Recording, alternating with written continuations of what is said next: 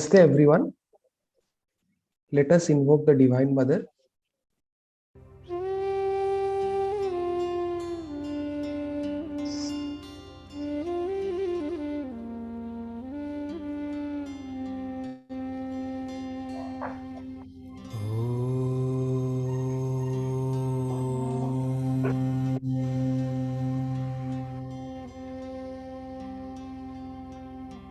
तत्सवितुर्वरं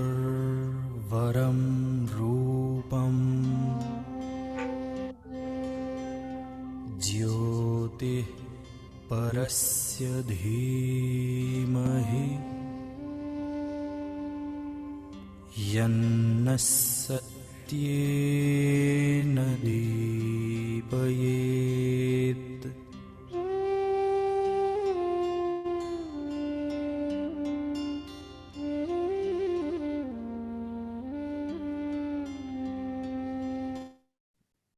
Welcome everyone to Vechariki.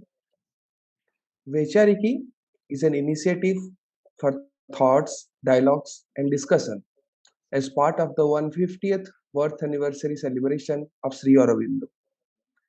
This is conducted by Rashtam School of Public Leadership, Received University. Today is the fifth chapter of Vechariki. The title is Aryas, Vedas, and Historical Chronology. To set the context, let me say a few lines about this fifth webinar. Sri Aurobindo commented in detail about the exclusive preoccupation with the naturalistic element of Rigvedic hymns by the European scholars. The European scholars actually created a gulf between early Rigvedic age and later Upanishadic and other thoughts. Sri Aurobindo remarked that the hypothesis invented to fill this gap, that these ideas were borrowed by barbarous Aryan invaders from the civilized Dravidians, is a conjecture which is supported only by other conjectures. It is indeed coming to be doubted whether the whole story of an Aryan invasion through the Punjab is not a myth of the philologist. This he remarked around a century ago. He revealed the secret of the Vedas and the embodiment of spiritual and psychological knowledge, which is concealed in a veil of concrete and material figures and symbols. His seminal works laid out a new foundation for a wide range of studies like comparative religion, philology, historiography, mythology, archaeology, etc. Today, we shall be a keynote address followed by presentation and the concluding remarks by the chair. I welcome Dr. Sampadananda Misra, professor at Rashtam School of Public Leadership, Received University, to give his opening remarks. Namaste, sir. Namaskar to all of you. So we are the fifth chapter of Vaicharike. So the whole idea was to spread Sri Aurobindo's message based on different concepts and contemporarizing, bringing some contemporary thoughts into it and contextualizing Sri Aurobindo's thoughts. So with that aim, we started Vaichariki, the monthly webinar series, and today's topic, though sometimes I say that it's very daring to speak on these kind of topics nowadays, and a simple calendar by IIT Kharagpur, what scenario it has created, and it's good that awareness is spreading.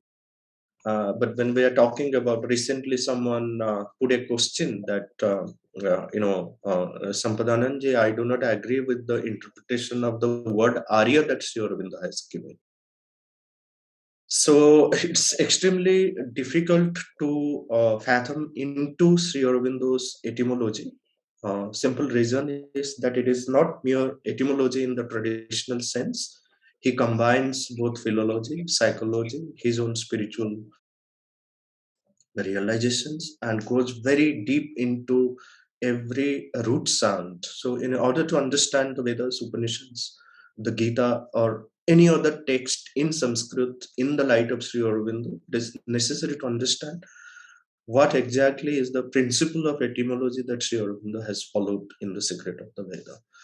So it's very engaging, and at the same time, in 2017, I had invited Professor Ashok Akluskarji to speak on the chronology of ancient India, and his entire lecture was based on K.D. Setna's book Ancient India New Light, 600 pages book, where of course, and this book of K.D. Setnaji, who is to me, he is the Bhishma Pitamaha of the Indian history. So much of authentic information that one gets from his book, but is completely suppressed by the contemporary historians, simply because he uses certain terminologies like coincidence, etc. So they say that in history there is no coincidence. So it is necessary that like the young minds read this book of K.D. Setnaji, and the whole chronology, the the decision of what should be accepted in Shaka and Samvat, and 500 to 600 years of gap that we have between accepting the Chandragupta or Sindragupta as a synchronism that. So these are the yes, that's the beautiful book, and I look forward to a very engaging discussion on this. And I welcome Professor Michel Daninoji, who will be delivering the keynote address and who is an authority on the topic. His book had made a very lasting impact on me when I first read his book on the invasion that never was, and we all are familiar with it. And then we have Professor Jai Senji, another authoritative person on the topic, who will be presiding over the panel discussion. And the young minds Meg, Amritanshu, and Manugya. We look forward to a very fruitful discussion. Thank you and welcome once again. Thank you, sir, for your welcome remarks. Just today, Rashtam School of Public Leadership received university wants to pay our tributes to Dr. R. Nagaswamiji, who left his mortal remains yesterday. He has been an authority in this topic that we are discussing today. He spoke about the cultural association between Tamil and Sanskrit. So Rashtam would like to pay its tribute to him. May he attend the Sadgati. And today, for the first keynote address, I would like to welcome Professor Michel Danino. A brief introduction about Professor Michel Danino. Professor Michel Danino is a lifelong student of Indian civilization, an author and educationist, and have been living in India since 1977. He has lectured and written on many aspects of Indian civilization in cultural and educational institutions. He has contributed research papers on Indian proto-history. His recent books are The Lost River on the Trail of Saraswati, Indian Culture and India's Future, Knowledge Traditions and Practices of India, Sri Aurobindo and India's Rebirth. In 1996, he has written a book, The Invasion That Never Was. He has given many courses on Indian heritage and knowledge system in several IITs and universities. He is also a member of various government and non-governmental bodies. Currently, he is visiting professor at IIT Gandhinagar.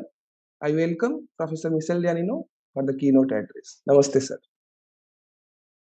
Namaste, Dr. Sampadananda ji and Abhishek, and friends and scholars present, students perhaps. I am very grateful for this invitation to the Vaichariki session, and I would like to first of all pay my tribute to Dr. Nagaswami. Indeed, I was extremely lucky to know him very well, to visit him numerous times at his home in Besant Nagar in Chennai. He even returned the compliment and visited us once at our home in Coimbatore. We had numerous exchanges. I contributed, in fact, to one of his Festschrift published in his honor, and we had many discussions on this whole, Aryan Dravidian supposed divide, which I may not be able to touch upon today. But he kept sending me his books, and some of them are extremely thought-provoking because in the last 3-4 books, including Mirror of Tamil and Sanskrit, Tamil, the Land of the Vedas, and this last book which he sent me last year, I think it's not going to work with this. Okay, I have to put it in front of myself. Dharma Yoga, where book after book, he basically examines all the classical structures of Tamil culture and shows that they are all derived from similar Sanskrit models. So, of course, this was very controversial in Tamil Nadu. As you know, there is a great pride in Tamil culture, which is absolutely fine as far as I'm concerned. The problem is that, a certain number of generations of scholars have had an agenda to show that this Tamil culture was completely disconnected from Sanskrit culture originally, and though it had its own stamp and individuality and certain unique devices, it didn't mean that it was disconnected at all. So this has been part of his efforts in the last 10-15 years, and I have followed them closely. So my homage to Dr. Nagaswamy. Also, my homage to Sri Aurobindo, because we are in the 150th anniversary year, and I see that there are a lot of grand programs being planned.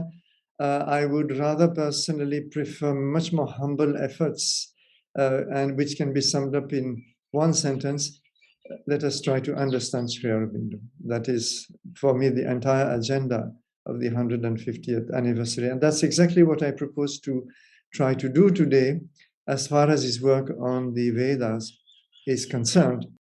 We'll not centrally touch upon the Aryan debate, but accessorily more towards the end of this brief presentation.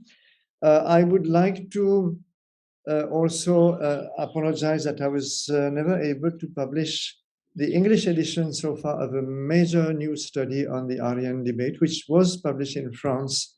It's a big book in 2006, I believe, and it has gone through a lot of revisions since, and still I'm not absolutely sure in what form I would like to publish it. Perhaps I will split it into 2-3 different studies because it has become very voluminous.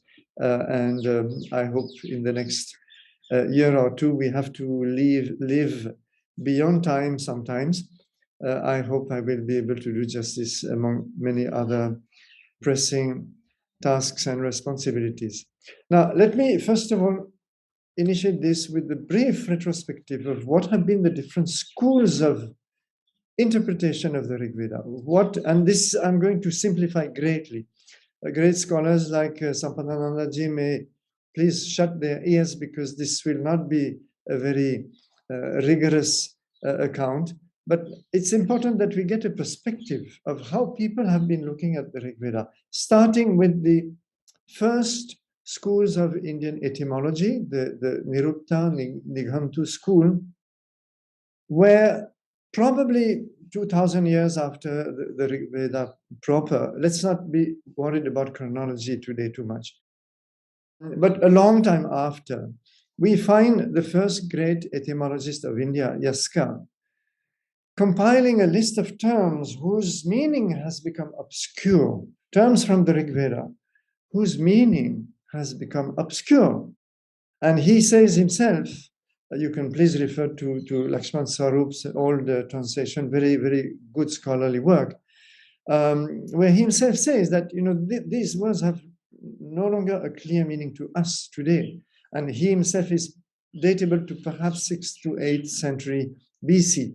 Dates are always very difficult to pin down. Anyway, what's very interesting is that he himself quotes some contemporary scholars of his time, 6th to 8th century BC, who deny any meaning to the Rig Veda. They say, and he quotes them, not approvingly, but he quotes them because, the Indian tradition of dialogue and debate was to take all points of view on board.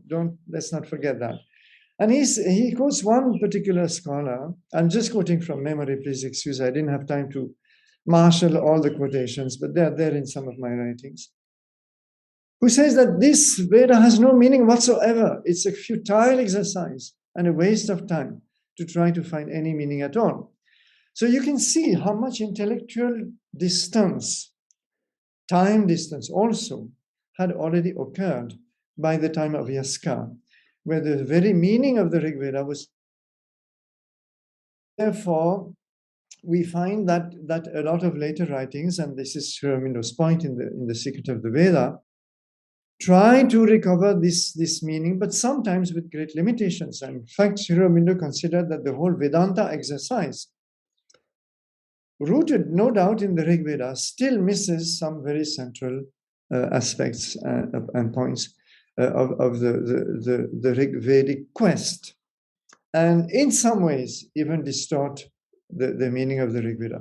And this is why Sri Aurobindo was severely criticized by some orthodox commentators of the Rig Veda in his time, because some of the reviews, if you read the reviews of the Secret of the Veda, or rather, it was not yet published under this title, rather his articles in the Arya, the contemporary reviews, some of them were very, very highly critical, saying that he had not had a traditional training, and all his interpretation was running against this traditional interpretation, which I will come to in a minute, and so on and so forth. And he said, yes, maybe it's fine if I'm against the traditional interpretation, because that traditional interpretation is actually a fairly recent one and has lost sight of the genuine, true, deepest meaning and significance of the Rig Veda.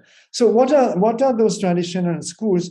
Basically, those represented on the one hand by the Mimamsa tradition, of which I confess I am not very knowledgeable. So I'm not going to say much about it, except that it is very broadly based on a ritualistic interpretation and commentary on the Rig Veda and all the Vedas. So this Mimamsa school is also the one that started this theory that the Vedas are apureshaya. They are not human in their origin. And therefore, they are also beyond time. They are eternal. And this has created a lot of confusion, especially in recent times, when some scholars try to give a date to the Rig Veda, for example. The answer is that there is no date. And I think it is an unnecessary debate and wrongly put problem, which is a little bit like questioning Einstein's formula of E equals mc square, and arguing that this truth of equivalence of matter and energy is eternal. It's from all time, from the beginning of this universe, and therefore how can you give a date to this particular formula? So yes, it is true. The truth is eternal, but at some point in time, somebody comes along and formulates it. And this is what the rishis did. Let's not forget that the rishis themselves constantly refer to their own creations of hymns. And I am going to address you. I'm going to sing this hymn in your praise. I'm going to.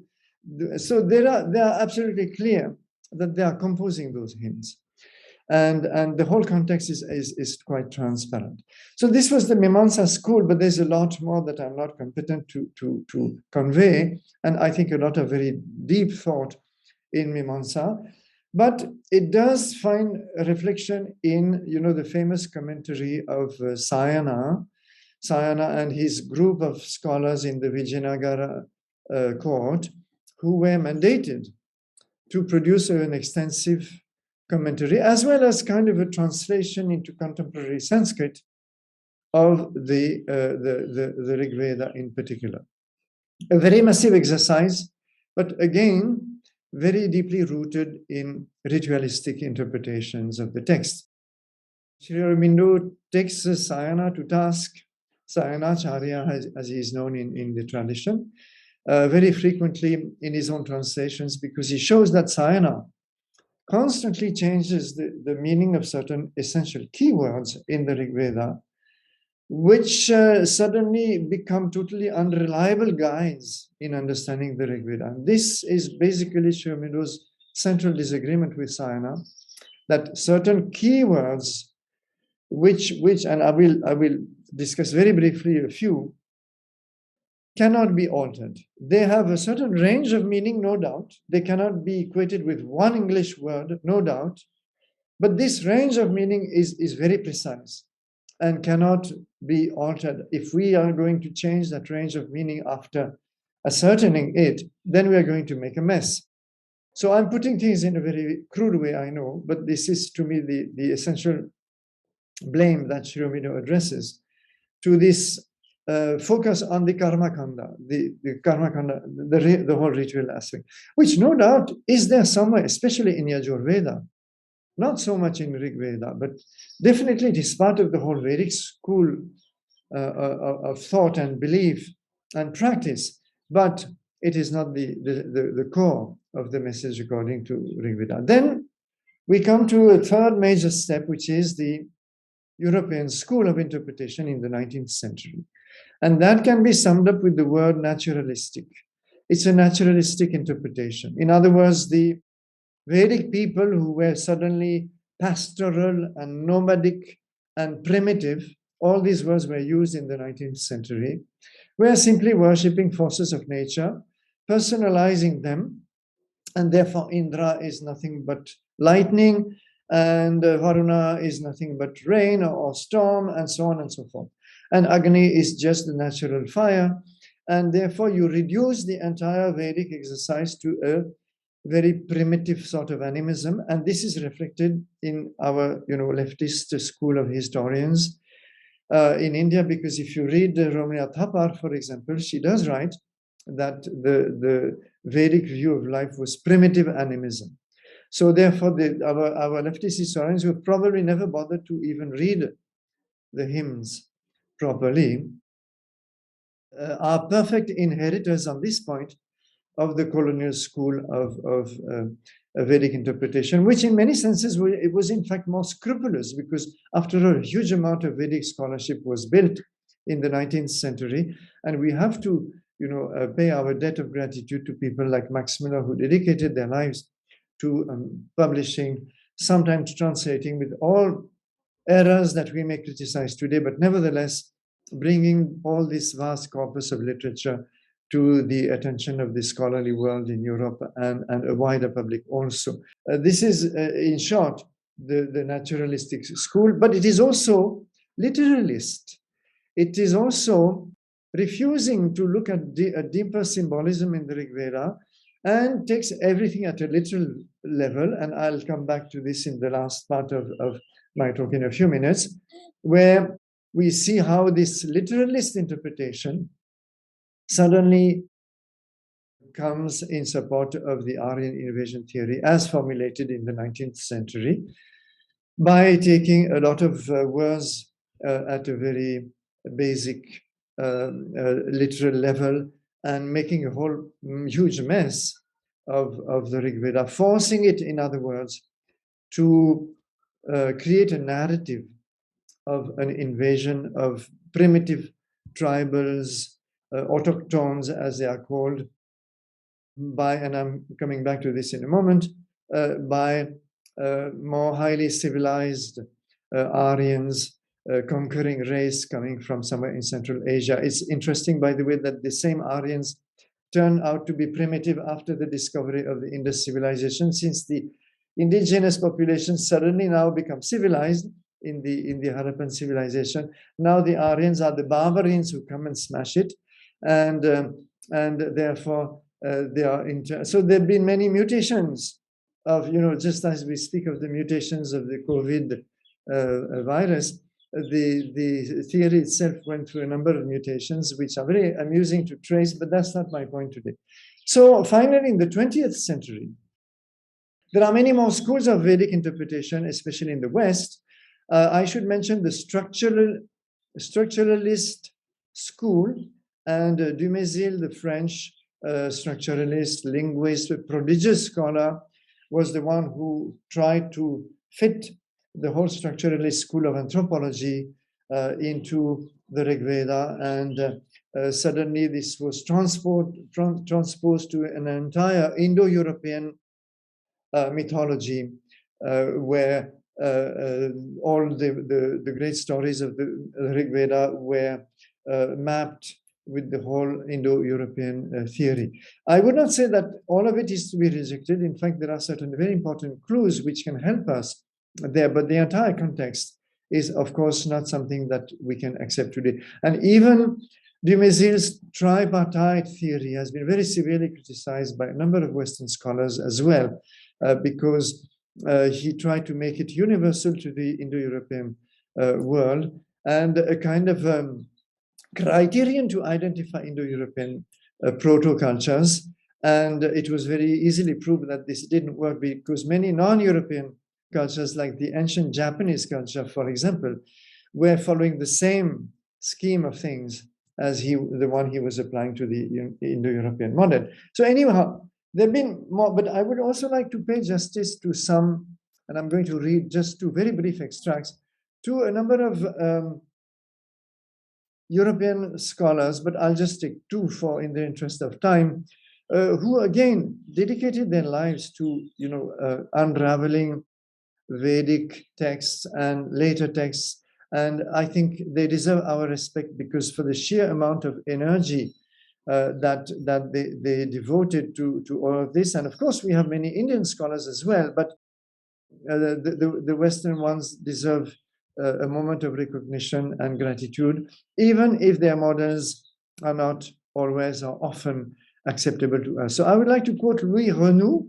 the celebrated French Indologist, prodigious scholarship, and published, I think, 16 or 17 volumes on Paninian and Vedic studies, full of a lot of very useful hints. They are available in French. And he finds that the Rig Veda, and I quote, develops a web of symbols in which language has been bent to subtle processes of a mythico-ritual imagination. Almost all Indian works have an esoteric side, the Rig Veda more than any other. So you see here an acceptance of the fact that there is much more than what we European scholars can make out in the Rig Veda, and we should not dismiss it as at a superficial level. He accepts all this esoteric side and the web of symbols. The Dutch scholar Jan Gonda, who also published an amazing number of books on specific studies on the Rig Veda and later literature, wrote the following. He said, a rishi seeks or enters into contact with divinity or transcendent reality. He associates with gods. He may address them and has an insight into the nature of their greatness. He invites them to do something on behalf of those who have his poem recited. He is inspired and even regarded as born of the gods, with whom is the origin of the ancient rishis, his predecessors. This inspiration enables them to compose hymns which may be expected to influence the deities presiding over the powers, phenomena, and provinces of the cosmos on which man himself feels dependent, and to contribute to the preservation of their specific might. For all practical purposes, this means maintaining universal order, what Rig Veda will call Ritam, and keeping the powers of nature operative. Strengthened by the hymns of the poets, the gods, caressed by them like husbands by their amorous wives, this is a reference to a particular hymn, will continue furthering their inspirations.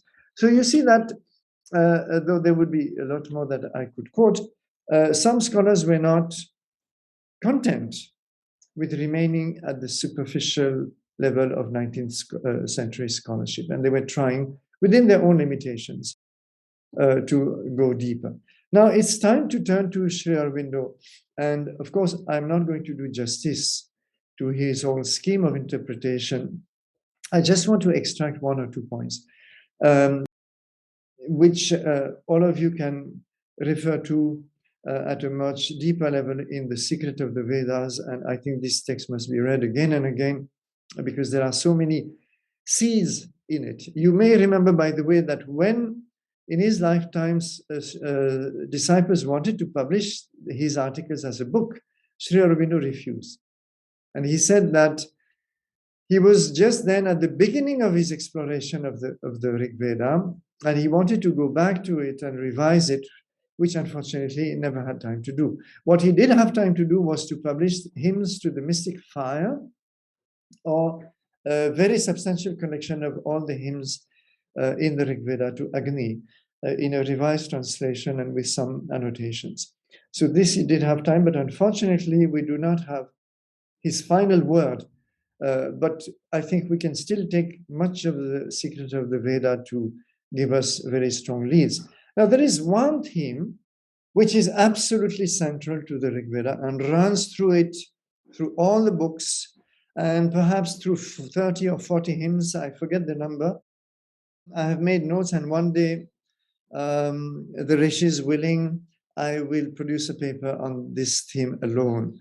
This theme is the campaign against the Dasyus, sometimes the Panis, sometimes the Dasas, and the splitting of the mountain or the hill in whose caves they are hiding and concealing sometimes cows, sometimes horses, yes, sometimes rivers, and then with either the gods, Indra, Surya, Agni. There are many, many mutations of this, many variations.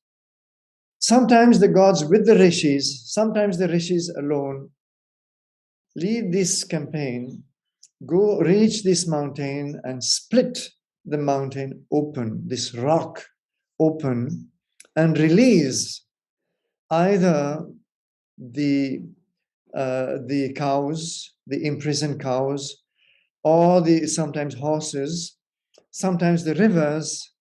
They sometimes release the 7 suns, the suns hidden also at the foot of the mountain. So as you can see, there are many variants, and all of these have been, well, 3/4 of these hymns have been just plainly ignored because naturalistic interpreters were not able to cope with, hidden suns or hidden rivers, except by inventing perhaps dams that indigenous people would have built on the rivers, which makes absolutely no sense in the context of the hymns, or transforming the whole theme into a battle over cattle. So you have the indigenous people having cattle, and the incoming Aryans go and kill them and seize their cattle. But number one, nobody in India, no tribal community that I know of, has ever kept cattle in mountainous caves. You don't do that. You keep them in pens, you keep them in forests, you keep them wherever you can, but not in caves in mountains. So, and what are these caves which contain sometimes cows, sometimes horses, sometimes treasure, sometimes the suns, sometimes the rivers, and so on. So therefore, here we have a very clear theme which takes us to a completely different dimension. And it is what Sri Aurobindo explains very clearly. It is the release of our hidden powers, hidden riches, hidden levels of consciousness. These are the rivers. The cows, of course, represent the light.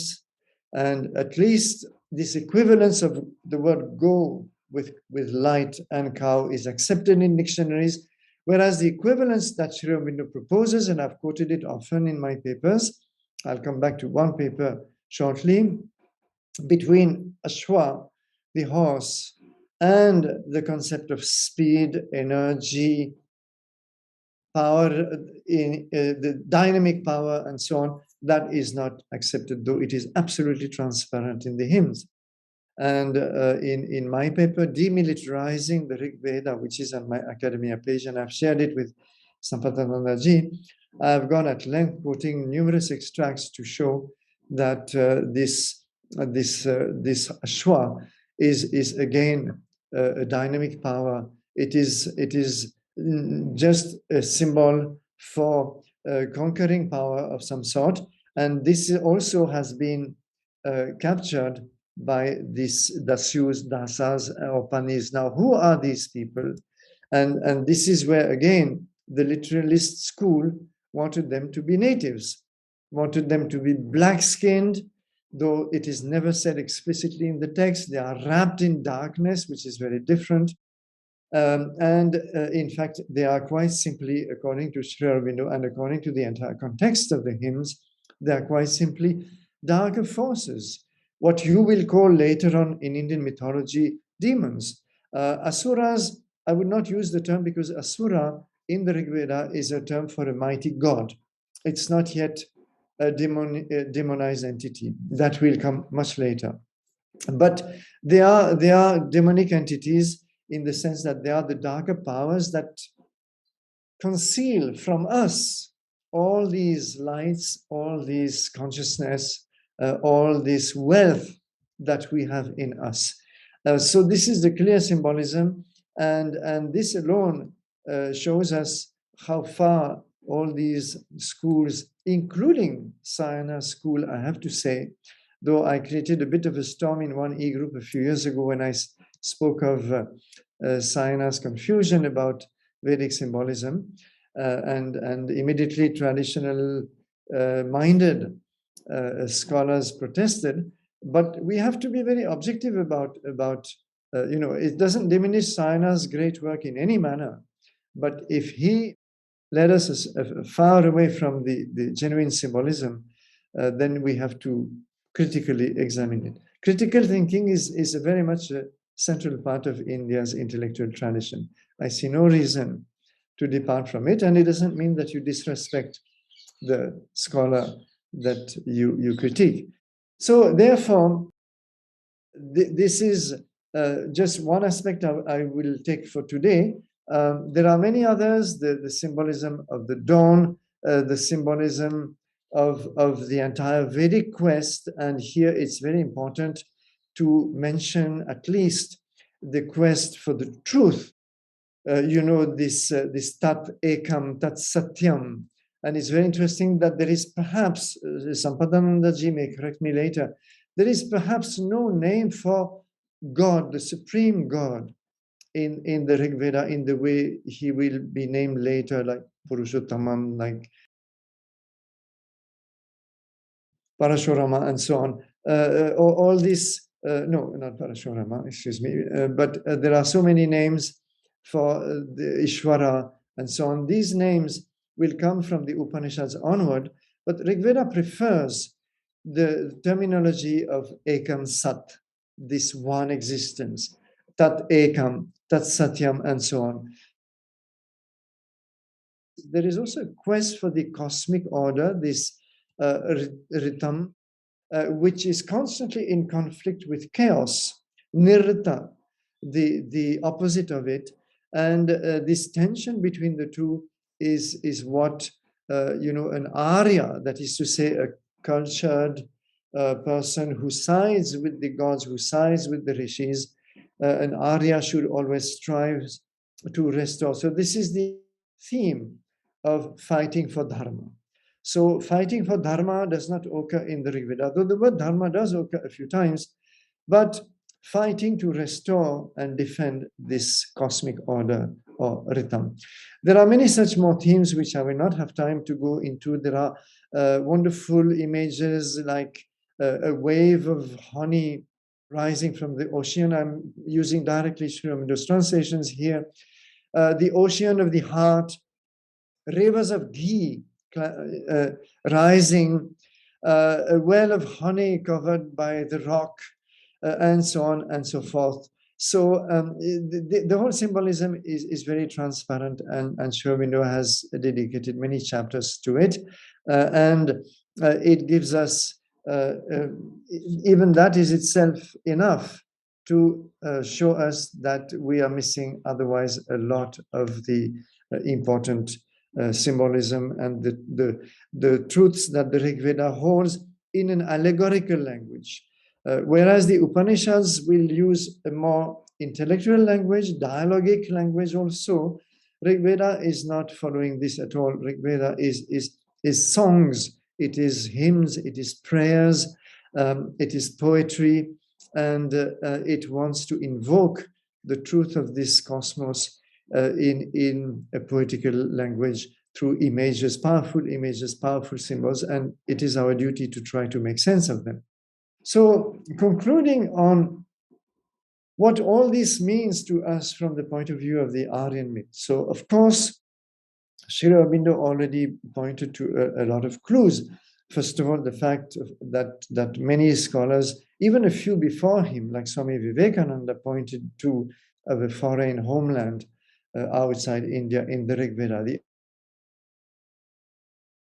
the manner as invaders. This is something that most scholars, even those who promote the Aryan invasion or migration theory, are ready to accept. A few, like Michael Witzel, tried strongly to invent evidence, and that prompted me to publish a paper called Fabricating Evidence for the Aryan Invasion Migration Theory. I found quite a lot more. For example, he invents the story that the Aryans record in the Rig Veda, that they record the crossing of many rivers. And therefore, you can see now their migration into India. There is no such thing. Nowhere in the Rig Veda, I checked thoroughly, is there an indication of crossing many rivers. What Michael Witzel did was to juxtapose many hymns that speak of the crossing of the river.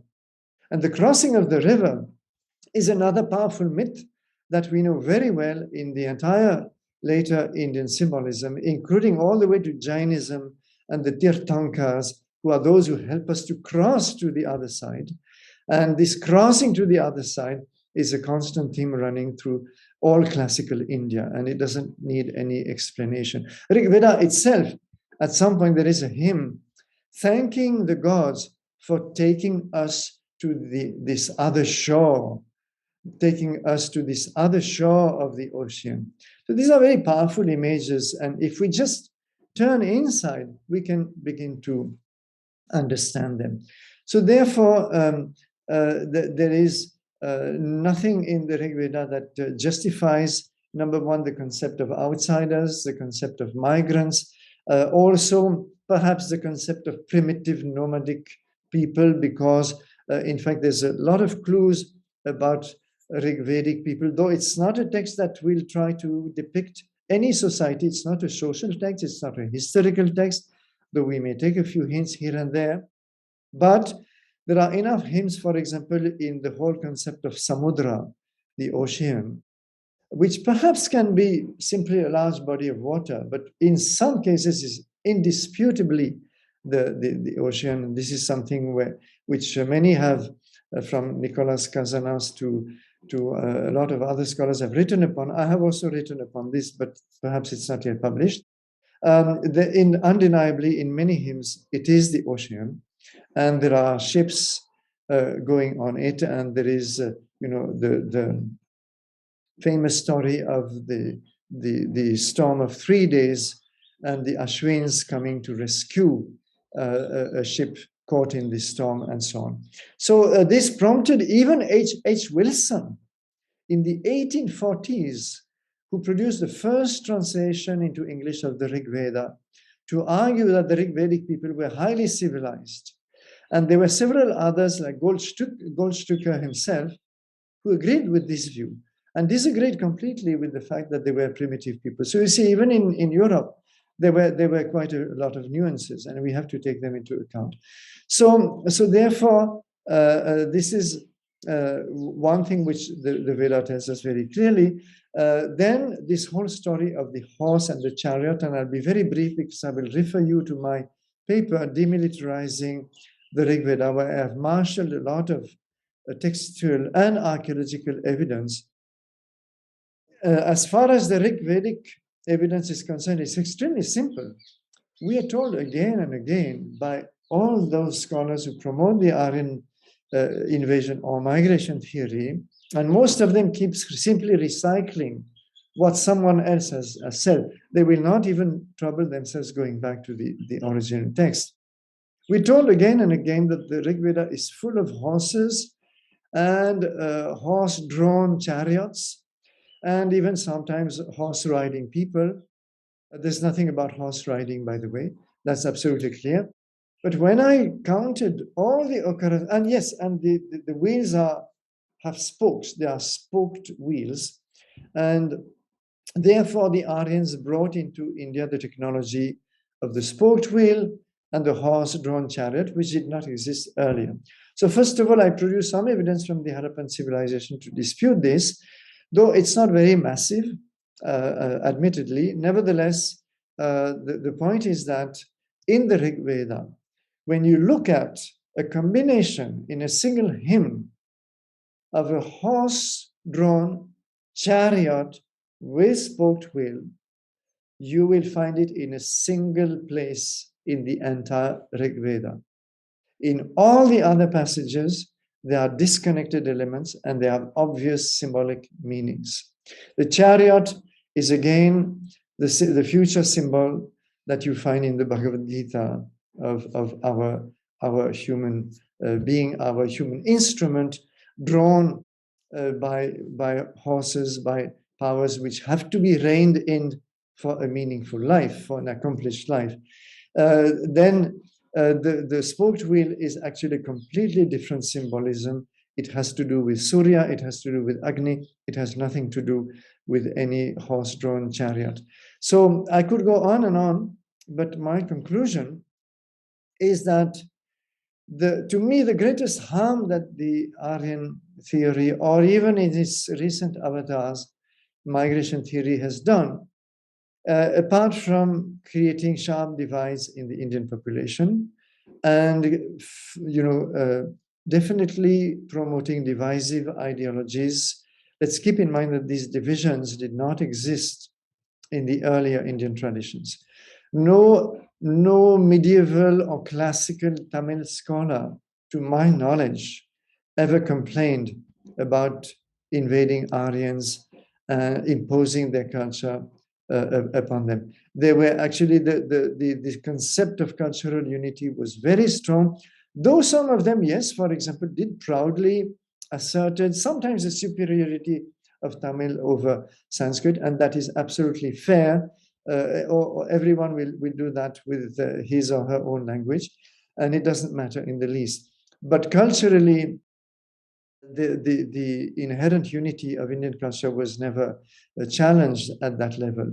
And therefore, the greatest harm to me that this theory has done, apart from dividing and creating these divisive ideologies, is a deep injustice to the Rig Veda.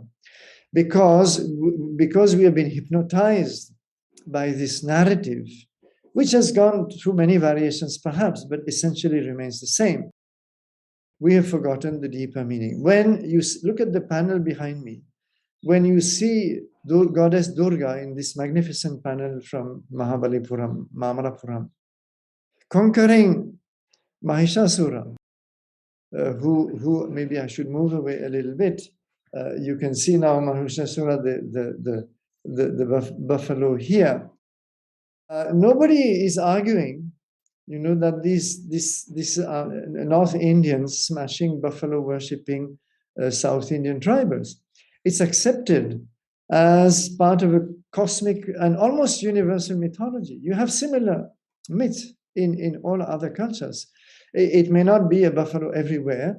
Sometimes it is. It may be something else, than some other shape that demons take. But this fight of divine powers against demons is a universal theme.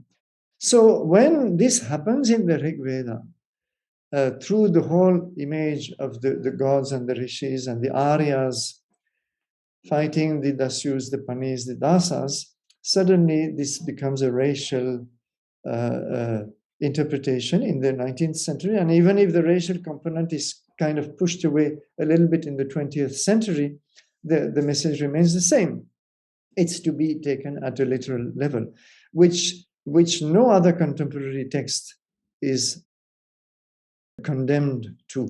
If you look at a similar text like Gilgamesh in Mesopotamia, which is to me of a comparable period, the 3rd or 4th millennium BCE, and Gilgamesh is also a quest for immortality. And there is a whole deep symbolism of waters in Gilgamesh, which is very comparable to Rig Vedic symbolism. And Gilgamesh, nobody tries to put a literalist interpretation of it. All the symbols are looked at as symbols. But in the Rig Veda has been subjected to this very pedestrian and unjust, unfair readings, which therefore means that this is a loss of inheritance, all of us in India. And this to me is the great harm. And we must, perhaps some of us can continue to confront the theory head on through all kinds of deep studies. And I would like to point out that it's not an easy task because it has to be done at the linguistic level, at the archaeology level, at the level of cultural studies, at the anthropology level, at the genetics level, and so on. There are so many aspects of this which require deep research. But apart from this, I think we need to also do a lot of positive research and recover for ourselves the meaning of these ancient hymns, which are not only full of beauty, full of evocative power, but deep messages for our humanity, even in its present juncture, I think perhaps more than ever. So this is as briefly as I could make this kind of panoramic view of what Sri Aurobindo tried to do, and incidentally, because it was not central to his work, incidentally dealing with some of these Aryan byproducts, I should say, of the Aryan theory. Thank you very much. Namaste. Yeah, thank you, Professor Dhanino, for this soothing talk in this morning. You touched upon the several interpretations, like the naturalistic interpretation and the ritualistic interpretation, but it's the drishti of a seer or a rishi that actually touched upon the various levels of consciousness that are encoded in the myths of Rig Veda, and which Sri Aurobindo did through his seminal works. And I don't think after this talk there is anything to ask, but yeah, if there are any questions or comments we would like to take pertaining to the topic that Professor has touched upon. Okay, since there are no questions from the group, I would like to ask Professor Dhanino, you mentioned that the work of Sri Aurobindo, The Secret of the Vedas, he didn't allow his devotees to publish during his lifetime because it was kind of unfinished, or let's say. So if you want to just elaborate on that aspect so that there is a scope for further exploration, and indeed it can be done by illuminated minds, but if you would like to throw light upon that. It was a request to publish his Arya articles in a book form. And this he refused. So the book, The Secret of the Vedas, as we know it, was not published in his lifetime. It was published first in the 1950s.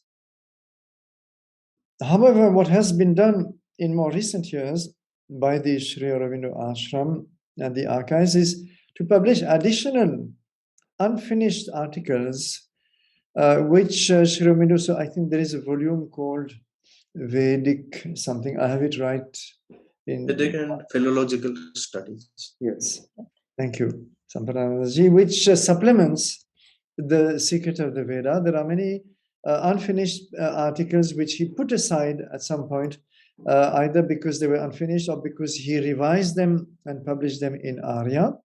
And these actually help us a lot to follow his line of exploration.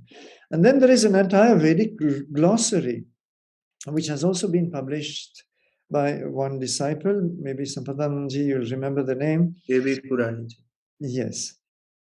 A.B. Purani, no, but more recently. The first one was published by A.B. Purani. I remember, yes. Parts. Yes. So one part was purely etymological, and the other was just the interpretations by Sri Aurobindo, the meanings of the words with reference. So these are also important instruments. I think somebody else more recently, 10 years ago perhaps, came out with another kind of detail. There is one by Sham Sundar Khaitanji from Jhunjhunu. Yes, perhaps. So he brought out a small booklet, though Yeah. it is So we have all these instruments together, and we have the hymns to the mystic fire, which was published, of course, in his lifetime, which were polished translations. And you see, we also see that he was sometimes some of the hymns he translated 3 times, 4 times, 5 times. In fact, the first hymn of the Rig Veda, I think there are about 12 translations. And every time you can see that the meaning is somewhat different. The emphasis is different. And therefore, because actually translating the Rig Veda into English is by definition impossible. You can paraphrase, you can explain, you can, but each hymn would require pages of explanations, which is what actually his initial intention was. But of course, he never had the time to bring this to a conclusion. So I still feel that the secret of the, and he also admitted that there were a few small technical errors in the translations. You see, Sri Aurobindo was never formally trained in Vedic Sanskrit. He picked it up by himself, which is extremely creditable. And he said that there were a few errors here and there, which he also wanted to correct. But I think they are very minimal, and they do not matter for our study of his message. So this is the story in brief. like many people who object to that he's not following the tradition. So later, when we find traditional scholars like Subramanya Bharati, A.B. Purani, Kapali Kapali Shastri. Shastri himself, Yeah, and Kapali Vasishtha Shastri, Ganapati Muni. great scholar. So in fact, after 1950, Kapali Shastri just stopped writing commentary on Siddhanjana. So when he was asked, so his simple answer was, "Who is there to sanction my commentary?" So every bit of Siddhanjana Bhashya that is available was seen by Sri Aurobindo, letter by letter. And with his approval, Kapali Shastriji published it. And he comes from a very Yes. tough traditional background. So Yes, that is true. There was a kind of a change of heart. And I've also found and met some great Vedic scholars in Kerala. There was one, I think his name was Krishnan Nambudri, perhaps, who published a little book on the meaning of the Vedas. And he refers to Sri Aurobindo often. I find that many of the recent Vedic scholars in Kerala acknowledged that his message was very important. So this is, I believe, something that will keep growing eventually. Thank you a lot, Professor Danilo, for your wonderful talk and actually filling us with gratitude with what our civilization and culture holds for us. We shall now move to the second part of this webinar, the presentation and panel discussion part. If Professor Danilo, your time permits, we would request you to stay with us. Just to set the context for this panel discussion, after we heard about the secret of the Vedas and or the Vedic hymns from Professor Danino, we would now move head on to the chronology, Aryan invasion, and out of Indian theory. This panel discussion will be chaired by Dr. Joy Sen. A brief introduction about Dr. Joy Sen. Dr. Joy Sen is a professor of the Department of Architecture and Regional Planning, Indian Institute of Technology, Kharagpur, and he is also the former head. He is currently associated with 2 mega projects sponsored by MHRD Government of India, the Sandhi Science and Heritage Mega Initiative, and also PEI2 in the Future of Cities. He has authored 7 books on Indian heritage, iconographic documentation, and a textbook on sustainable planning. Recently, as the chairperson of the Center of Excellence for Indian Knowledge Systems, he was instrumental in bringing out the 2022 calendar titled Recovery of the Foundations of Indian Knowledge System. And I am sure we all must have seen or heard about this calendar. The calendar talks about the secret of the Vedas, reinterpretation of India's Indus Valley civilization, and refutes Aryan invasion theory. As a panelist and the panelists of this panel discussions are Sri Meg Kalyana Sundaram ji, Miss Manogna Sastri, and Amritangsu Pandey ji. I shall read out the brief introduction about the three of them. Meg Kalyana Sundaram is an Indian citizen with close to 9 years of lived experience in China, an alumnus of ISB, and is currently Director of Special Projects at Indica.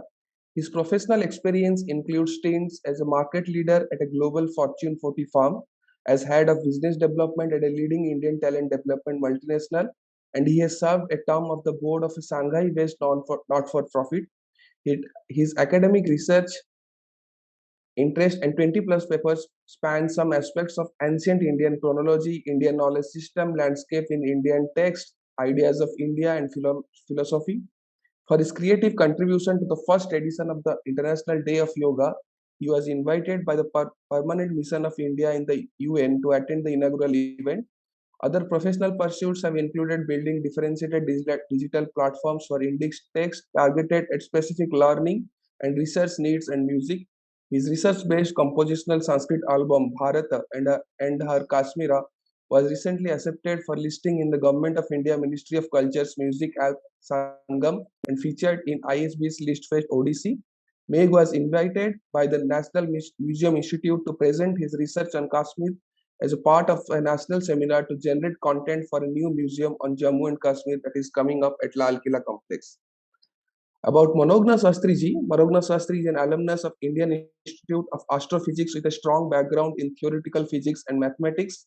Her research interest encompasses consciousness studies and civilizational studies centered around India, including focused aspects of chronology and desacralization.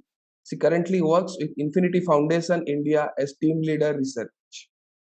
And Amritangsu Pandey is a researcher in ancient Indian history. His fields of interest are macro-historical narratives, Pauranika data, Rigveda, and Proto and PIE and chronological frameworks. He can be found on Twitter at Amritangsu_SOA. I welcome all of the panelists and Professor Joyson to this panel discussion. And to speak about, and first Manogna ji and Meg ji will be presenting their original findings on the ABC of Indian chronology. I welcome them all to present their findings. Namaste.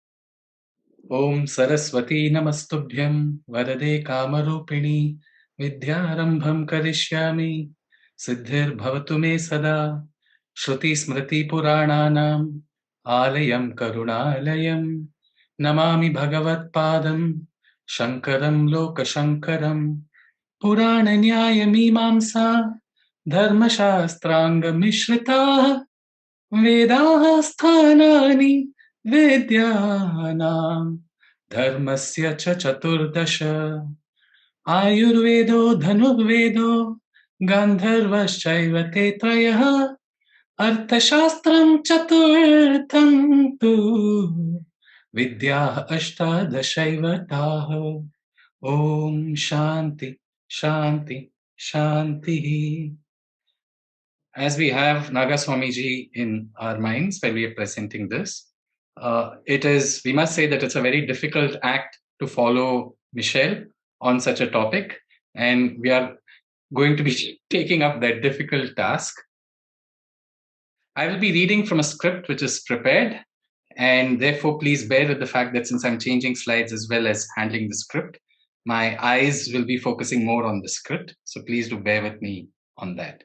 With that out of the way, we thank the team at Rashtam for inviting us to Vaichariki webinar number 5, titled Arya's Vedas and Historical Chronology in the year 2022, the year when Sri Aurobindo turns 150 and India turns 75 post 1947. In the next 30 or so minutes, we will present in brief the ABC of Indian chronology, which is a framework we introduced in a paper written in 2016. On top of the slide is a structure of our talk, which is organized in 3 parts. In the first part, we'll share an overview in brief of our work in chronology in the last 5 years and cover 2 whys. Why our focus on chronology and why the ABC of Indian chronology. In part 2, we will present some aspects of the ABC of Indian chronology in brief, after which we will take questions, if any, specific to our work. Before we proceed further, 2 quick points. Neither of us is affiliated to any political party. We do not identify wholly with claustrophobic static labels such as right wing or left wing or any wing, and see ourselves broadly as constitutional patriots. Our research is guided by the search for the truth about some aspects of our culture. And 2, if any part of the presentation is being posted on social media by anyone else, we request that the same be done along with a link to our presentation, which we may upload into academia.edu, profile Bharatiya chronology, in the coming days. Now, our work in chronology began with the paper Purva Paksha of Sheldon Pollock's Use of Chronology, written in 2016, in which we introduced, amongst other things, the framework ABC of Indian chronology.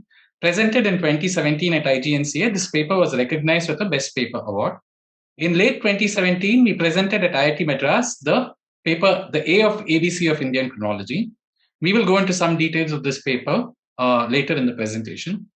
It was in 2017 that our institutional academic engagement with ICHR in MeitY through citizen mechanisms was followed by changes to the ancient Indian history narrative in a link on our country's website, the National Portal of India. More on this as well later. In 2018, Dating Gautama Buddha's Parinirvana, a critique of Heinz Bechert's Echo Chamber, was published in Mythic Society's quarterly journal. A version of this paper, titled The B of ABC of Indian Chronology, Dating Buddha's Parinirvana, was presented at the Revisiting Indic Chronology Conference organized by IGNCA and IHAR in 2019, the proceedings of which have been published in 2021. In 2019, we were invited to present Saraswati in the Mahabharata, a study at the 3rd International Conference on Saraswati River in Punjab University. Later that year, we presented the same Saraswati paper and Aryan problem from the perspective of textual evidence and linguistics at a multidisciplinary conference in Delhi University. The abstract of a paper titled Re-examining Indology, the place of a reliable Bharatiya chronology, was shortlisted for presentation at IIAS ICCR International Conference in early 21, titled Re-examining Indology, Retrospect and Prospect. Of course, thereafter, COVID happened. In the post-COVID era, we were invited to present aspects of our framework, ABC of Indian Chronology, in different seminars, conferences, and this is our first talk in 2022. Moving on to why chronology. Are we making a case for reducing all the study of the past to only chronology? Not at all.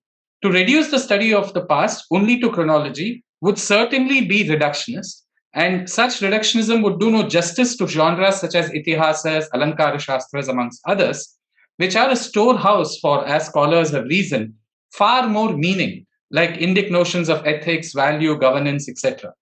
Therefore, when some scholars warn about reducing the study of the past, at least the Indic past, to only chronology, that is a warning we find utterly meaningful. While every study of the past need not be focused on only chronology or reduced to only chronology, and while everyone studying the past need not focus on only chronology, it can't be too sound a case, in our view at least, that chronology can be or is to be completely ignored. Vamshavalis, for instance, did exist in the Indic traditions as well. Ignoring chronology altogether in the current times, however, can lead to inventions of new cause and effects, new etic comparative histories, with anachronistic distortions, appropriations with re-attributions, and more.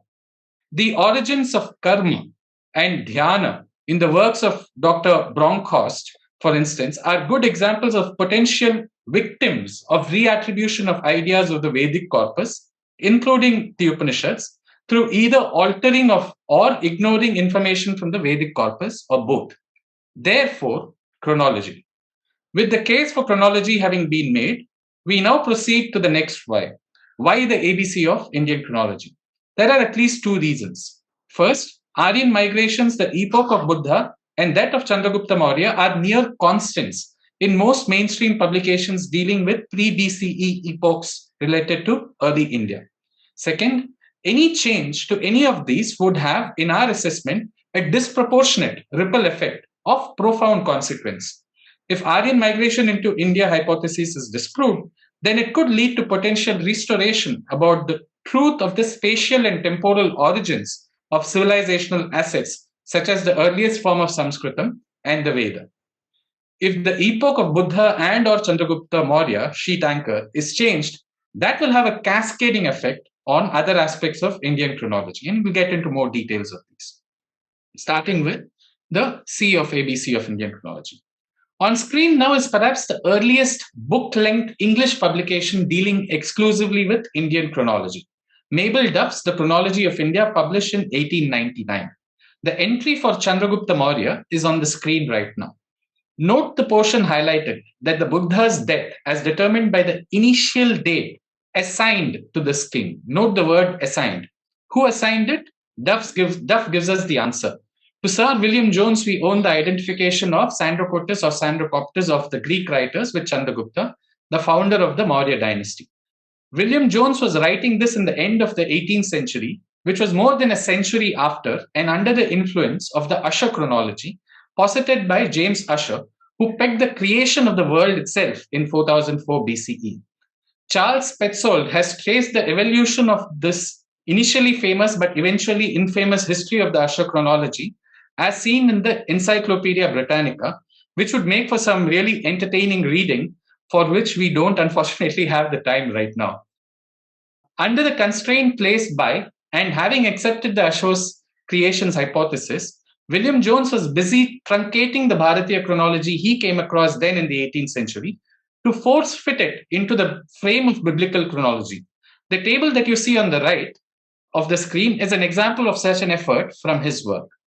William Jones's synchronism, wholly conjectural as it was, based on questionable phonetic similarity, which, if even admitted, does not explain why he should have thought Sandrocottus should be the Maurya Chandragupta and should not be the Gupta Chandragupta. But that did find publishing currency very quickly. On the left, you see the names of some Indologists who admitted this synchronism unchallenged, starting from Jones through Wilford, Mill, Prinsep, Elphinstone, Mueller, Duff, Smith, Yangunda, as well as up to Pollock in the late 20th century and 21st century. On the right, though, is an example of a European scholar from France who called out the Eurocentrism underlying this conjectural synchronism. Let's read a Google translation of what Troyer wrote in the middle of the 19th century. That Chandragupta, according to the Hindus, lived 1502 years before the Christian era. Chandragupta is not the Sandrocottus. We must, above all, leave aside the opinions of European writers today. This was a European calling out Eurocentrism in the 19th century. One reason his record is important is because he tells us when Chandragupta was believed to have lived before and during the times of William Jones, and that is important. We are not the first to call out this synchronism. K.D. Setna's name was mentioned by Sampanathanji earlier. This is his book. We are not the first to call this out in our paper, Purva Paksha of the Sheldon Pollock's Use of Chronology. We have traced scholars, both Western and Indian, who called this out, which includes the likes of Troyer, Krishnamacharya, Pandit Kota Venkatachalam, amongst others. More on the C of ABC of Indian chronology in that paper. Moving on to now one of the B's of the ABC of Indian chronology, the epoch of Gautama Buddha. Recall the entry for Chandragupta Maurya in Duff's Book of Chronology that the epoch of Buddha's death, 477 BCE, was determined by the year assigned to Chandragupta Maurya. In working on the epoch of Buddha, we chose to engage with Heinz Bechert's influential volume, this huge big book, which we don't know how many people know of. When did the Buddha live? Published in English in the mid-1990s. Why this volume? For one, we found it to be amongst the most, if not the most voluminous 387 pages multidisciplinary publication that concerns itself pointedly with the epoch of Buddha. This book is cited as a key reference in the textbooks for undergraduate history students, both in India and outside, and it has been hailed as a tectonic shift in what Dominic Bujastic has called revolutions in Indology. The significance of Buddha's epoch, at least in mainstream Indology, can be gauged from this excerpt.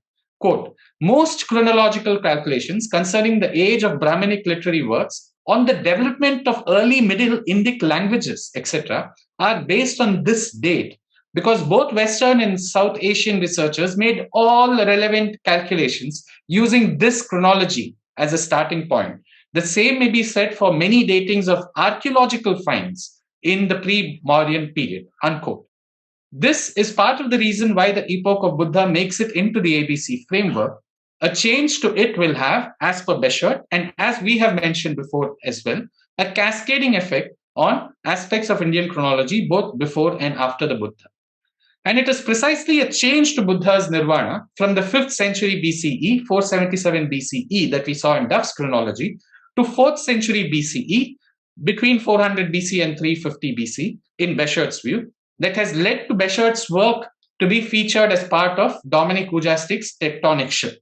We don't have the time to go through every aspect of our paper in this regard, but staying at a bird's eye view level, we have critically engaged with the essays of Beshert, Siglin Dietz, and Herbal Hartel in the book, and excerpts from our section-wide conclusions of this paper are now on the slide. Again, we are not going to go into the details of each of these conclusions. It's a separate paper and a presentation altogether. And people who are interested in this can refer to our papers, which are all freely accessible on academia. What we think, though, differentiates our work vis-a-vis the epoch of Buddha includes a combination of these four factors. Our approach, which is to essentially engage with the mainstream, right? Not go around it, but engage with the mainstream, as is perhaps the first published critique of portions of the Beshert volume from an Indic point of view. Our approach is multidisciplinary. In this case, disciplines involve philology, archaeology, and astronomy. And finally, our bias towards being conservative in date estimates and our quest to be comprehensive. Konrad Elst and Samdong Rinpoche are amongst the ones who have remarked on our effort. Moving on to the next B, Bharata, which is Mahabharata. While our work on the Mahabharata is ongoing, a part of which was presented, as mentioned in 2019, in our paper Saraswati in the Mahabharata, a study at Punjab University. A few quick points about why we wrote this paper in the first place.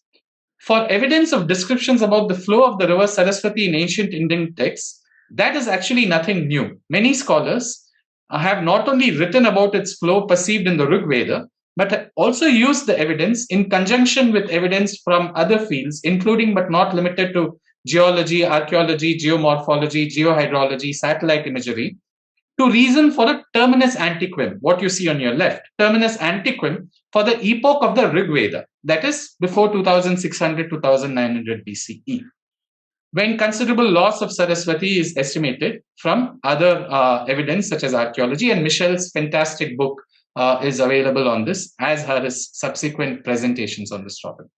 While that was the case with the Rig Veda, when it came to the Mahabharata, though, we noticed an inversion from the terminus antiquum from the Rig Veda to a terminus, from the terminus antiquum for the Rig Veda to a terminus postquem in the case of Mahabharata. The above terminus postquem argument appears to us to be hinged on the presumption that the entire text of Mahabharata attested to only a disappeared or a lost Saraswati, with no evidence of it flowing elsewhere. Is that really the case, though? Is it really the case that there is no evidence of Saraswati other than what is there in the Vinashana Tirtha? Now, while we don't have the time to go through every aspect of this paper, again, the image on the right of the slide might serve as a bird's eye view.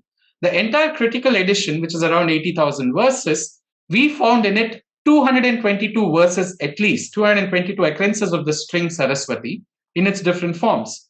Of the 222, in our philological analysis, we see at least 144 to be related to the river Saraswati. Out of these 144, we see at least 50 to be related to Saraswati at some degree of flow. In some cases, it is flowing mightily, like how it was mentioned in the Rig Veda. But in other cases, it talks about a flow which has either petered down or completely disappeared. Now, on the back of this whole text evidence of at least 222 occurrences, we are hopefully positing a more nuanced view, while being conservative, of a terminus antiquum of 1900 BCE, at least for this memory of those portions of the text where the river is meant to be in flow, right? In some cases with vigorous flow. On the left of the screen now, you will see a combination of factors that we think differentiates our work in the context of Saraswati. And on the right are reactions to our paper from Padma Shri recipient Dr. Subhash Kar and Mahamahoupadhyay, Dr. Kurada Subramaniam.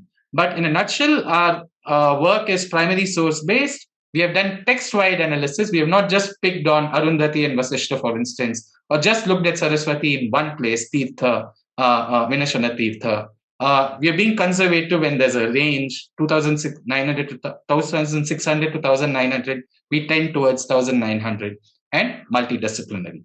With this, I pass it on now to Manugna to take us through the A of ABC of Indian chronology. Thank you, Manugna. Thank you, Mate. We're grateful, in fact, for this opportunity to present our work on the Aryan issue against the backdrop of that by one of the world's greatest sages and thinkers of the 20th century. It is indeed remarkable that even as we present some of the specifics of our work on the subject, Sri Aurobindo has drawn attention in his signature Pellucid style to the many issues that have plagued the understanding of the Vedas, which, as even Professor Denino has shown us earlier, he considered the bedrock of the Hindu canon and the role of the terms Arya and Dravida since the predominant control of Indology by the Europeans. Material, for instance, from his Vedic and philological studies, unpublished during his lifetime, as mentioned earlier, and material from it which was developed and later published in both The Secret of the Veda and Hymns to the Mystic Fire, show his salient thoughts on European scholarship on the issue of the study of the Vedas during his time and the resultant consequences, which are as relevant today as they were then. He regarded the European handling of the Vedas as one which essentially reduced it to a mass of incoherent rubbish, and that future Indians would take away from their translations that their oldest texts were meaningless. While we do not wish to go into Sri Aurobindo's thoughts on the Vedas in their entirety, for that is beyond the scope and aim of our presentation, what does help is highlighting some of his key remarks regarding the basis of the misleading scholarship that has been at the heart of this issue for the past 2 centuries. Sri Aurobindo has been unambiguous in calling out the European account of the Vedic civilization in scathing terms, such as the characterization of the Vedas being the sacred chants of a rude, primitive race of agriculturists sacrificing to very material gods for very material benefits, and the gods themselves were merely poetical personifications of natural elements, to which the semi-savage Vedic mind attributed by crude personal analogy a personality and a presiding form. The rishis were seen as sacrificing priests of an invading Aryan race dwelling on the banks of the Punjab rivers, and a race of frank, cheerful pagans fighting the black Dravidians whom they called the Dasyus or robbers. Crude prototypes, these of Homeric Greek and Scandinavian Viking. In the earlier hymns, the vocabulary, archaic and almost unintelligible, allows an adroit and industrious scholarship, waving in its hand the magic wand of philology to conjure into it whatever meaning may be most suitable to modern beliefs or preferable to the European temperament. Highlighting the impact of this theory on the Indian mind has been important to our work as well. Sri Aurobindo remarks that the European account creates a schism between the Veda and the Vedanta, as we've seen earlier as well today, and casts India's vigilance into a mold characterized by naturalism, materialism, paganism, almost Greco-Roman in nature, and that no satisfactory explanation has been given of the strange transformation in the soul of the Indian people in the European account. Given this characterization, it is not surprising, he remarks, that theories should have been started attributing to Vedanta and Brahmavada a Dravidian origin, and a part of the intellectual property taken over by the Aryan conquerors from the more civilized races they dispossessed. Understanding the implications and states of the Aryan issue has been central to our work in chronology. Our 2017 paper recognized that whether posited as an invasion by or migration of the Aryans, the variant forms of this into India hypothesis are underpinned by one constant: the consequence that priceless civilizational assets, such as the earliest forms of Vedic culture and Sanskritam, are not indigenous to Indian subcontinent. We highlight this because this often seems to be missed out in the other more familiar arguments, including the forced parity between the so-called migrating Aryans and subsequent invaders of India, including the Islamic and British colonizations. We also clarify that pursuing verifiable truth about the temporal and spatial origins of Vedas and Sanskritam is not the same as claiming Indian culture is synonymous with or identical to Aryan or Sanskritam or the Vedic culture, denying any linguistic interactions between Sanskritam and other Indic languages, or claiming Sanskritam to be either superior to any other Indic language or claiming it to be the oldest. Given what is at stake, our work on the Aryan issue has been multidisciplinary and addresses a few issues at the heart of the use of Western linguistics on the matter. Sri Aurobindo, writing 100+ years ago, sets the perfect context and hits the nail on the head when he pinpoints the fundamental issues with the use of European philology, especially its understanding of the Vedas, in framing and building the typical Western account of the Aryan civilization and the invasion or migration scenarios.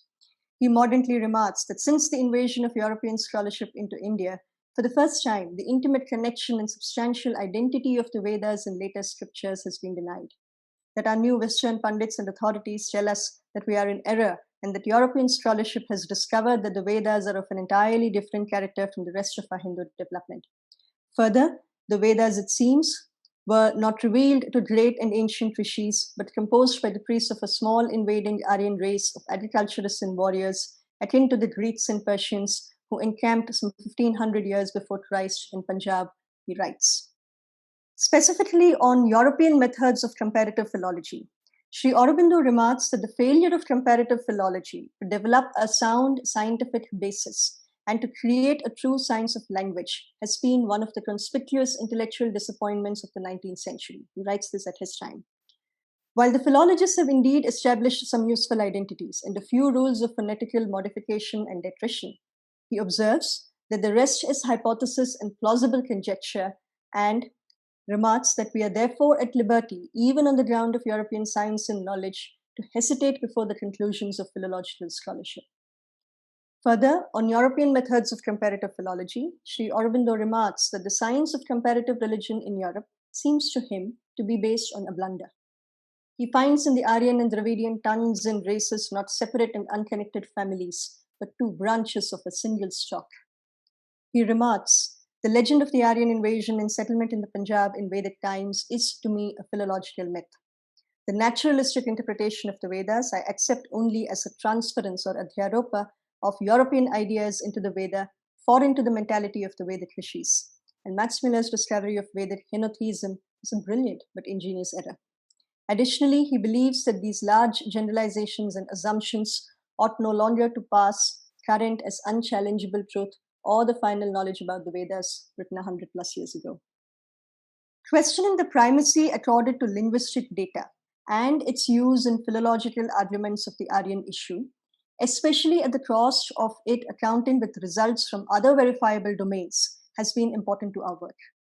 Sri Aurobindo's words again a century ago framed the issue appositely when he remarks specifically that we attach an undue importance and value to the ephemeral conclusions of European philology, because it is systematic in its errors and claims to be a science. Beyond one or two generalizations of the mutations followed by words in their progress through the various Aryan languages and a certain number of grammatical rectifications and rearrangements, resulting in a less arbitrary view of linguistic relations, modern philology has discovered no really binding law or rule for its own guidance. It has fixed one or two sure signposts. The rest is speculation and conjecture. We are not therefore bound to worship at the shrines of comparative science and comparative mythology and offer up on these dubious altars the Veda and the Vedanta, he writes.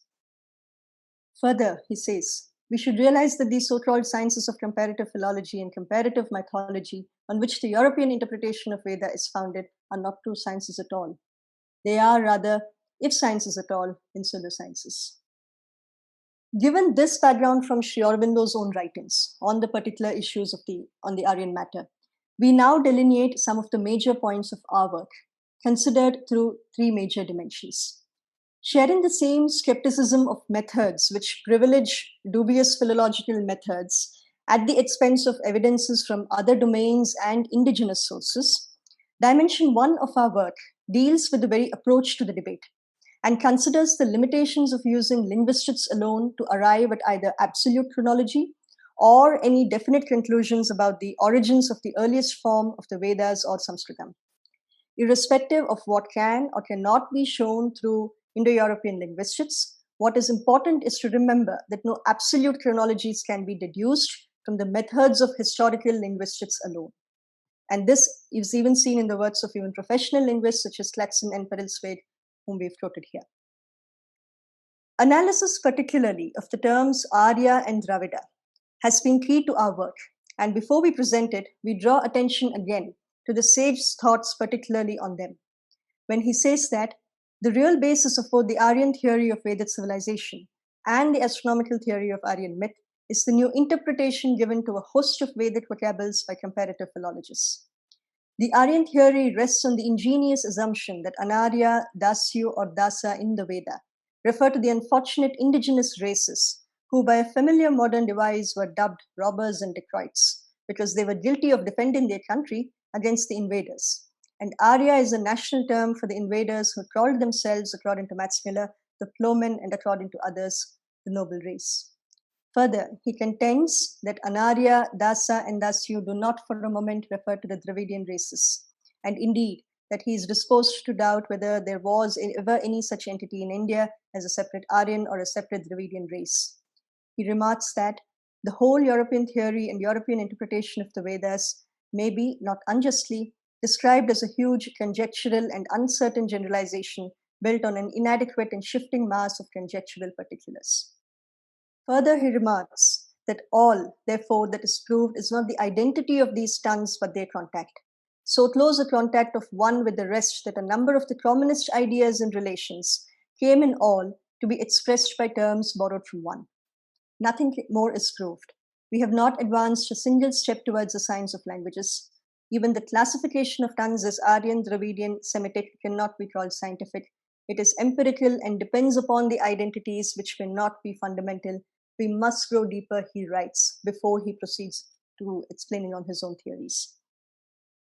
Having considered the need for approaching the debate from multidisciplinary means, we also believe that linguistics itself should consider, for contextual analysis as well as primary data, the colossal repository of linguistic material, especially textual, from India, and re-examine its aggregate in light of the data, and our dimension 2 in our paper addresses this. Sri Aurobindo's thoughts on the meanings of the terms Arya and Dravida are in fact the perfect backdrop against which our own study of some of the earliest Sanskritam texts, including the Rigveda, Ramayana, Mahabharata, Brahma Purana, Skanda Purana, Nakishastra, and so on. In total, a documentation of 204 occurrences of the terms Arya and Dravida from 13 different texts to present a depth view of their contrast with the distortions surrounding the terms Aryan and Dravidian themselves, and to place these terms in their rightful frame, so that the original Sanskrit meanings of this deeply impactful theory find their authentic roots. More specifically, in our paper, we have listed and tabulated as exhaustively as we can and analyze occurrences of Arya and Dravida in order to answer these questions. What is the range of meanings evident from the usage of Arya and Dravida? Is there any evidence of an invasion of Dravida by Arya? Is there any evidence for a migration of Aryas from outside and into India? Is there any evidence for Aryas migrating into India along with Sanskritam? And is there any evidence to directly link Dravida with Dasyu? The answer to questions 2 through 5, as seen in our work, are a clear no. We found no evidence for an invasion of Dravida by Arya, no evidence for a migration of Aryas from outside and into India, no evidence for Aryas migrating into India along with Sanskritam, and no evidence to directly link Dravida with Dasyu. We refer anybody interested to see the details to check out the tables of the terms and the analysis in our paper for further details. Considering the background from Sri Aurobindo's own writings on the particular issue of comparative philology, our work has examined the comparative method and highlighted its characteristic of being riddled with confirmation bias. The steps outlined in Lyle Campbell's Historical Linguistics and Introduction in fact reads that in step 1 of the comparative method, we look for potential coordinates among related languages or among languages for which there is reason to suspect relatedness. Naturally, the question of circularity presents itself. If languages are already related, what relationship remains to be established? Interestingly, even senior scientist at Department of Linguistics and Cultural Evolution at the Max Planck University for the Science of Human History, Johann Mattis, alludes to how surprised even biologists are about the restrictions in the comparative method followed by linguists. A summary of the three dimensions through which the Aryan issue is considered in our paper is now presented here. While dimension 1 considered how Western linguistics is not and cannot be the primary source for a resolution to the Aryan problem, especially when it relates to the origins of Indian civilization and consequently the chronology of ancient India, dimension 2 has demonstrated through a detailed search and study of the occurrences of the terms Arya and Dravida in some of the earliest indigenous Sanskritam texts, no basis for an Aryan invasion or migration into India, armed with the import of Rigveda and Sanskritam. Further, in dimension 3, our work included some critiques of the domain's methods, has considered the results of two recent quantitative studies, which considered significant correlations among Indian languages and undertook a detailed Purvapaksha of contributors to linguistics from within the domain. It has also provided an original critique of the law of palatals, compiled a chronological table of 88 people associated with Western linguistics, and highlighted the potential appropriations from Sanskritam by the scholar attributed the tag the first great American linguist, William Dwight Whitney. We have been grateful for some of the feedback we have received from the domain's prominent scholars, such as Professor Subhash Dak and Professor Torada Subramaniam, shown here on the right on our paper. This paper is also differentiated in the domain by its three dimensions, that is the philological analysis of 204 occurrences of the terms Arya and Dravida in key Indic texts to answer important questions of the Aryan issue, problematizing the Indo-Aryan Dravidian language families through quantitative analysis, providing an original critique of the law of palatals in historical linguistics, and fourthly, through an impactful measure that made referred to at the beginning of the presentation, that is the changes in the National Portal of India regarding the Aryan issue. Having seen thus far what is at stake, and considering Sri Aurobindo's prescient remarks a century ago, it should be evident why it is ironical that our own National Portal of India, until early part of 2017, not only carried the invasion by the Aryans litany, but also more damaging statements such as the ones above. We noticed changes though, as represented by the strike through in this slide from 2017 June, which followed our about 6-month engagement with PMO, ICHR, METI, National Information challenging precisely these statements through RTI and public grievances specified herein. We thank the team at Rashtam for inviting us today to today's webinar, and all of you for your time and patience, such incredible scholars present over here. We are open to taking any questions related to our work, specific to the current presentation. Thank you. Yeah, thank you, Meghji and Manognaji, for this extensive research and so beautifully explaining the Aryan invasion and the epoch of Buddha and the Mahabharata and the epoch and the confusion that lies between Chandragupta Maurya and Chandragupta of the Gupta dynasty. Now I would like to ask Amritangshu ji to present his findings, and then we can have a quick round of discussions and Q&A. Yeah, Amritangshu ji. Meghji, yeah.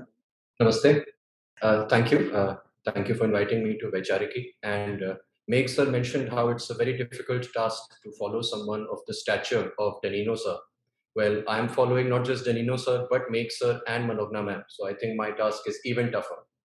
Now, what I want to cover today is I want to give one example of how the historical narratives we make and the conclusions we form about our history, our chronology, are dependent on so many different pillars. And if one thing changes, it forces us to relook at a lot of other things, where the certainties with which the narratives are given to us are actually not justified, given the actual facts and findings.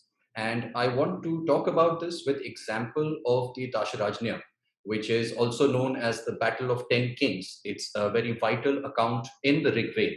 And I want to use that as an example of how we can append existing narratives, or at the very least, question the validity, the certainty of existing narratives.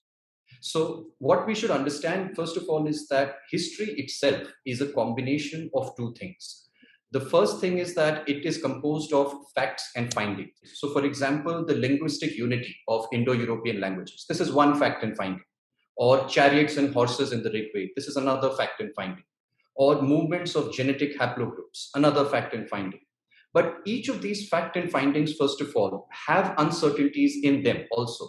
So in the previous talk, we saw how the linguistic unity of Indo-European languages, there are many reasons to reconsider this, to question this. The way boxes are drawn between Indo-European languages, Dravidian languages. So it may be presented to us as a fact, but it is actually a questionable fact, and it is not a certainty. Similarly, on chariots and horses in the Rig Veda, in fact, Danino sir has a brilliant paper on demilitarizing the Rig Veda, where he talks about how chariots and horses being characteristic of the Aryans itself is a very questionable thing. And of course, now we have an ever-changing landscape, which is the genetic landscape of all kinds of haplogroups coming in and going out of the Indian subcontinent. So this is one set. But what is done with set of facts and findings is that narratives are formed.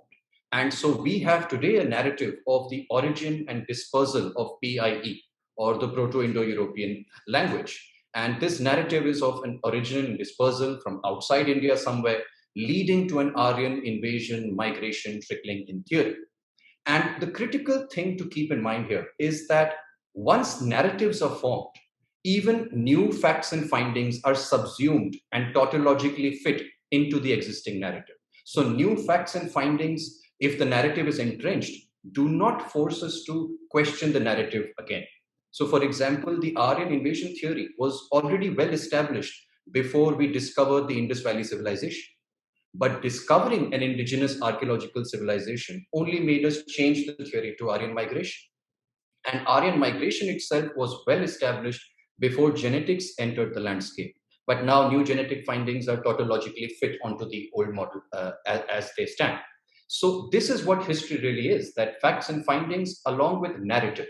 And in the Dashrajnya case, I want to give you an example of how we can look at facts and findings and come to a new narrative if we don't start with an AIT or AMT model. So the Dashrajnya account, we're told, it is an account of Aryan arrival into India. That's what we're told. It is also told by scholars such as Witzel that it is a proto-narrative for the Mahabharata. So Witzel says that the Mahabharata itself might have been inspired by the tale of the Dashrajnya. And to give an example of narratives which are not necessarily, foreign scholars or Indologists coming into the story, but we are told that the Dashrajnya is a kind of rivalry between Vishwamitra and Vasishtha. So this is what we know currently. And just to quote here, I will read a quote by Witzel that the Dashrajnya is a battle of 10 kings of the 5 peoples of the Punjab, Yadu, Durvash, Anu, Druhuyu, and Puru, against the Bharat king Sudas. This is what Witzel says. And I will also quote here Danino sir, who says that anyone expecting a workable, even partial or poetic narrative of this event, on which so much historical reconstruction has been attempted, will be disappointed. So this is just an example of two opposing views on this, on the Dashrajnya account.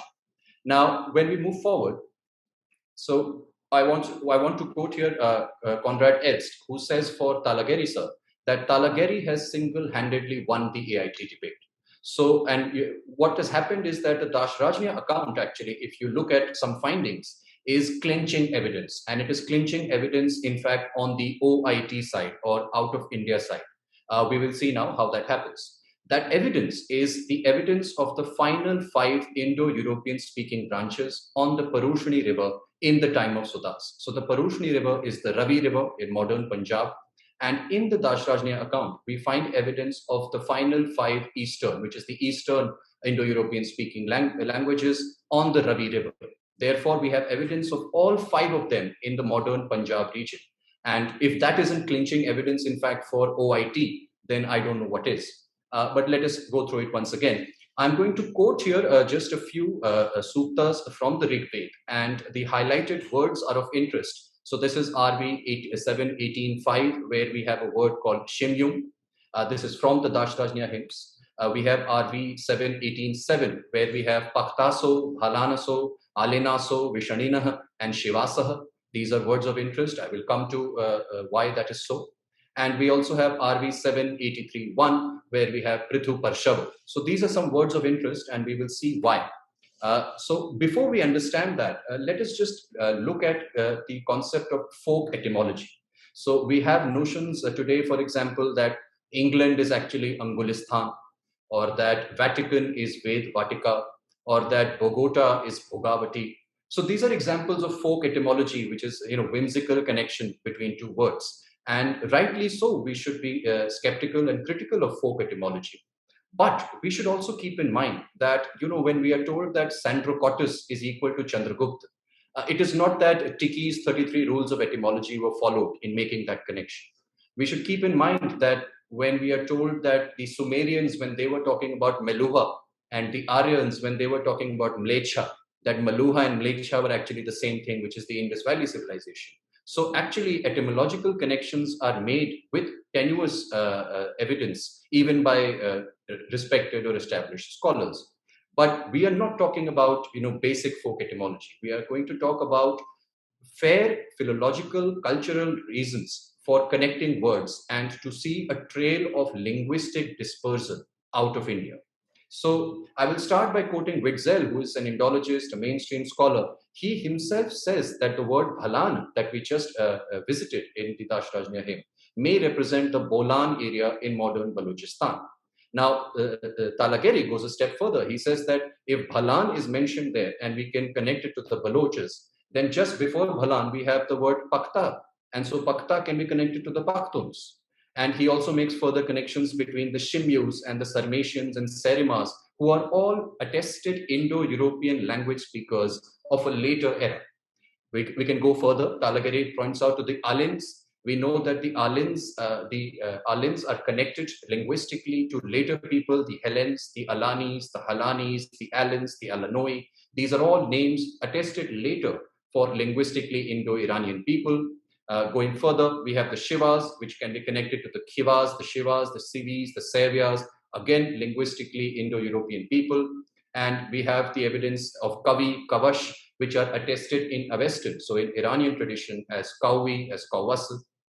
And of course, the most clinching, we have Parthavs, which we know are Parthians. We have Parshavs, which we know are Persians. We have Dasas, which we know are the Dahe. And we have Bhrigu, where the connection may seem tenuous to you, but by the rules of language, the bha sound of Sanskrit is often represented with the fa sound in Greek, and ra sound and l sound are interchangeable in archaic Sanskrit. So Bhrigu and Phrygian are actually the same word by rules of language, and it is also connectable to Phleguai, who were fire priests in Greek tradition, and in Vedic tradition, Bhrigu was known as the introducer of fire. So there are sound, linguistic, and semantic reasons for making these connections.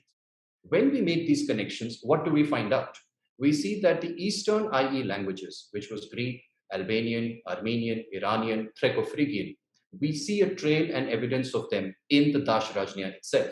So we have Alins, which were Proto-Greek, Proto-Albanian, Proto-Armenian. We have the Bhrigus as Proto-Thraco-Phrygians, and we have the Parthavs and more as Proto-Iranians. Now, before you feel skeptical here, let us think of one thing at least, that the Proto-Iranian evidence is beyond doubt, because we have Parthavs, Parshavs, Dasas, which become Dahe in Iran. So we know for a fact that the Proto-Iranians were definitely in Punjab. Now, what does that mean? Because the standard model tells us that Indo-Iranians were at some kind of unity prior to their entry into India. But here we have clinching evidence that the Proto-Iranians were already in Punjab. So now what are we going to do about the existing narrative? Should we say that, oh, they came to Punjab to drop off their Indian brothers and then they went off to Iran? It doesn't make sense. So if we have clinching evidence of the Proto-Iranians in Punjab, we should be honest enough to extend that conclusion and see that, yes, we have evidence of Proto-Hellenes, Proto-Alanis, Proto-Sarmatians, Proto-Phrygians also in Punjab, which is that the final 5 IE branches actually did disperse out of India.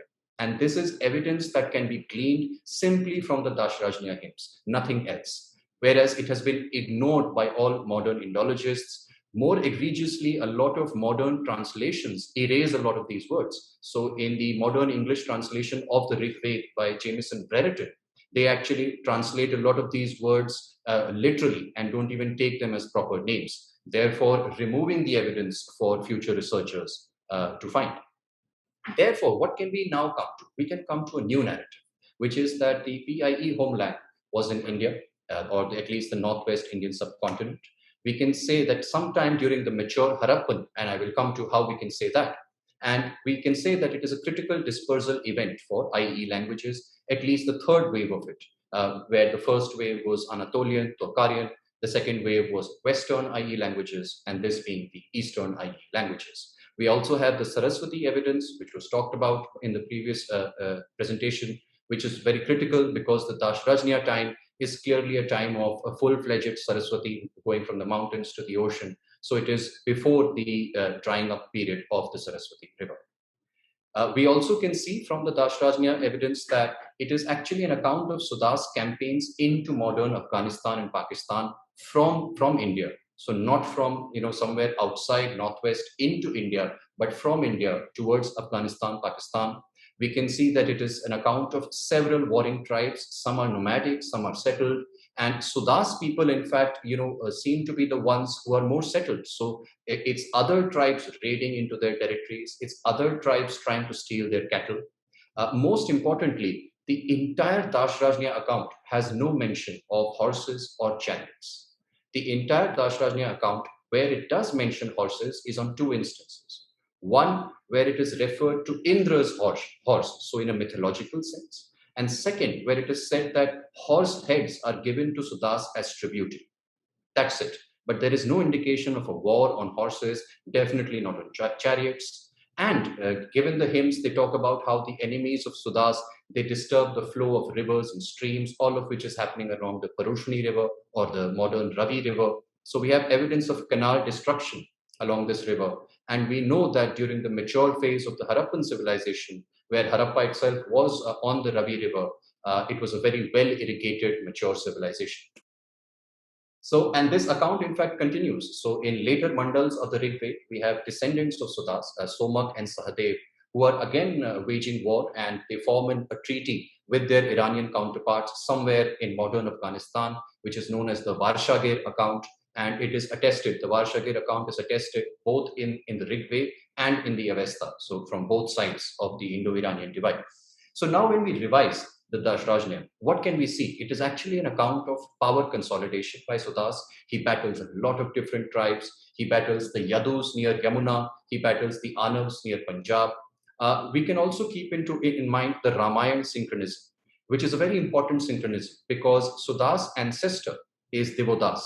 Now, in the Rig Veda, Devodas battles a Das named Shambar. In the Ramayana, Dashrath battles an Asur named Shambar. In Devodas' time, the Anavs near his in modern Punjab, who are divided into tribes such as the Kaikeyas and the Madras, they are allies of Devodas. Dashrath, he battles in Kaikey, and in fact, he brings home a wife by the name of Kaikey. And it is also said that at the coronation of Ram, the son of Devodas, which is Pratardan, is present. So this gives us some very compelling reasons to find synchronism between Ramayana and the Rig Veda. And if this is true, it tells us that Indo-Aryan languages were already well established even in the Eastern Gangetic plains by Sudas' time. So again, look at the original narrative that the Dashrajnya account is somehow an account of Aryans entering India and waging war on the natives. Well, we already have Sudas warring so many different tribes along multiple rivers, Yamuna, the Parushni, and we already have Indo-Aryan languages well entrenched in Eastern Ganga. So what kind of invasion is this happening? And as I mentioned, it's the enemies that steal cattle. We are shown that they leave possessions and cities behind as they flee. We have evidence of a possible Rajasuya campaign by Sudas at the end of all of this, which is where actually Vasisht speaks out some of the original mantras of the Dashrajnya. And even more, there is no Vasisht-Vishwamitra rivalry at all, anywhere in the Dashrajnya. That in fact is found by people by somehow mixing Rigvedic and Puranic evidence in confusing ways. I won't detail that. But on the merit of Rigvedic evidence alone, all we can say is that Sudas' primary Purohit is Vasisht. It remains Vasisht. It's only briefly for his help in crossing one or two rivers is where Sudas takes the help of Vishwamitra. There's nothing more than that. So is Sudas then the greatest conqueror? Never know, because when we take out of India as the working model, and when we look at the Dashrajnya account in that light, we see that it fits very well into the model, and it in fact proves the second wave of IE dispersal after the Western languages had already dispersed out. We can see that it will coincide with phases of Harappan archaeology. And given that we know that the Saraswati started drying up around 1900 BC, so we will have to put Sudas sometime before that. We will have to give fair period for some later mandals of the Rig Veda. So technically, Sudas starts, we can start placing Sudas somewhere around 2500 BC, which would line up with mature Harappan. So he might just be the greatest Harappan ruler we never knew. And none of this is certain. I'm not making this as clinching conclusions that now should form the narrative for all of future. But I'm giving this to you as an example that when we start looking at these things from a different light, and when we start looking at these facts and findings without being colored by one narrative in particular, we might in fact reach a different narrative.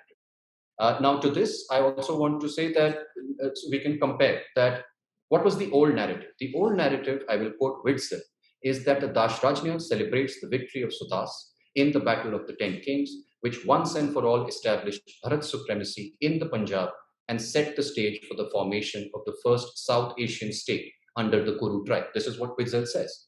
But given that we can look at the Dashrajnya, first of all, as Sudas being an Indian king, an indigenous king, when we look at it, we see that the era of Ramayana has already happened. That means that the opening of northern and southern India that we see in Ram's story has already happened. In fact, it is perhaps no surprise that that is why in the Dashrajnya hymns, we see that Agastya Maitra Varuni is introduced to Sudas. And we know that Ram, when he visited southern India, that is the opening up of Agastya Rishis, and perhaps the period when Agastya Rishis started coming to northern India. We see evidence of that in Sudas' time. And we also know that building from the kind of opening of northern India and southern India by Sudas' time and by the time of his descendants, there is a much greater consolidation that happens towards modern Pakistan and Afghanistan. So, in fact, the counter narrative is that the Dashrajnya, it celebrates the victories of Sudas in his battles against 10 kings, which once and for all established Bharat supremacy in northern India, ushered in the mature Harappan, and triggered the dispersal of Eastern IE languages, and set the stage for the formation of Proto-Bharatvash. This is in fact a counter narrative that comes when we look at the facts and findings. I also want to give a brief on chronology. So when we look at the Rigvedic evidence, in the Rig Veda, it already speaks of Manu, Mandhatri, Yayati, Nahush as ancestral figures. That means that the current period of the Rig Veda happens long after those names. The contemporary names in it are the likes of Devadas, Sudas, Sahadev, Somak, and the late names that come in by the Mandal 10 of the Rig Veda are names such as Shantanu and Prateep, who we know are ancestors to the Kurus and the Pandavas of the Mahabharata. Therefore, it remembers the beginning of the 7th Manvantara, and it represents the later stages of the Rig Veda, represents the closing period of the pre-Mahabharata era. And right after that, in fact, one of the composers in the Rig Veda is Parashar, and we know that the son of Parashar was Ved Vyas. So when we want to form a chronological framework, and I don't think we can ever have conclusive, determined dates for any of these things. I don't think that should be our target as well. We should only be trying to find best fit chronological frameworks. And if we try to do that, there is enough hint in the Rig Veda to be able to do that. So yeah, that's it from me. Thank you. Yes. Yeah, thank you, Amritansu, for actually taking on this Dasarajnya or the Battle of the Ten Kings and putting a new narrative, that is the out of India theory. Just one question to Meghji, Manognaji, and Amritansu can also point his views on that. All this research that has been done are actually not trickled down to the level of school level or college level for obvious reasons now. So as and this question pertains to the research that you people are doing. So how does one, when one actually goes for the research, how does one, and especially in the scope of the chronology, how does one separates the chronology from the, because the text are information of lot of things. They are like, it's not a historical text as history we know now. So how does one do that? How does one separate the historical facts and figures from the other, let's say, embellishments or other things that are present? Or Meghji, if you would like to take on this question. I don't think there is likely to be one answer to this, but let me share. So I think your question had multiple layers. First of all, the question on how to take it to school books, etc. The only person who has done anything close to that is Michel with his 11th and 12th class supplement for Indian knowledge systems. Nobody else, I think, over here, at least that I know of, has attempted doing anything like that, and that had a survey as well. So we perhaps have a model there in terms of how to take this, and Michel might be better placed to answer that. With regard to separation of, to your second question on how do we separate? Should we separate is another question that we should ask. I think we should perhaps think of allow people to explore the text the way they want to. And like we said earlier, right? We certainly agree with the likes of Vishwa Adluri and Joydeep Bagchi when they say that an obsession with chronology comes from a certain Protestant, way of looking at things. And that is certainly what we shouldn't be doing, in our view at least. And correct me if I'm wrong, Manogna, if you disagree. But I think chronology should not become an obsession. But like we said, if we lose a handle on chronology, in the times that we live, which is not ideal, which is not the kind of model that Michel was talking about, where he cited from Yaskar's Nirupta discussions between scholars, respectful discussions, disagreements, we see clear evidence of ideas being decontextualized, appropriated, and reattributed. Like I mentioned, two examples of karma and dhyana, for instance. In fact, the whole Aryan issue, if we stop looking at it for a moment from migrations and invasions paradigm, but if we look at it from the point of view what Manogna and I look at it primarily as in what brings us into this conversation is for us to understand the spatial and temporal origins of the earliest form of Sanskritam and Veda. That to us culturally is important. And we are open to all ideas. It could well be that there were migrations and that brought it in, but we want good quality, verifiable evidence to establish. Or the out of India theory. And we are careful not to situate ourselves in either of these camps. We are in the third space, which was identified by Angela Marcantonio and Jha in their 2013 book, which is not to say that our evidence would not be useful for people who are arguing the OIT camp. But we don't think we can see enough information to, and like Michel points out in a fantastic paper and much less read of his papers, that in page 4, if I remember, he talks about equations, simplistic equations like PIE equal to R1A1. These might be really very difficult to actually prove. So we can't for a moment question those when it comes to Aryan migration. But while arguing for an OIT, switch and then use the same argument. So these are certain pitfalls that one should be, I think, careful about. So to answer your question, how to separate, I think my answer would be, should we separate? I think we should have people who look at Rigveda from the point of view of historicity if they want to. We should have people who are looking at it from other angles as well. Similarly, Mahabharata, if somebody wants to look at it purely from ethics, values, etc., that should happen. But if there are people who want to look at it from a chronology point of view, particularly because there are some problematic narratives which are coming away, that should happen as well. Manogna, do you want to add something to it?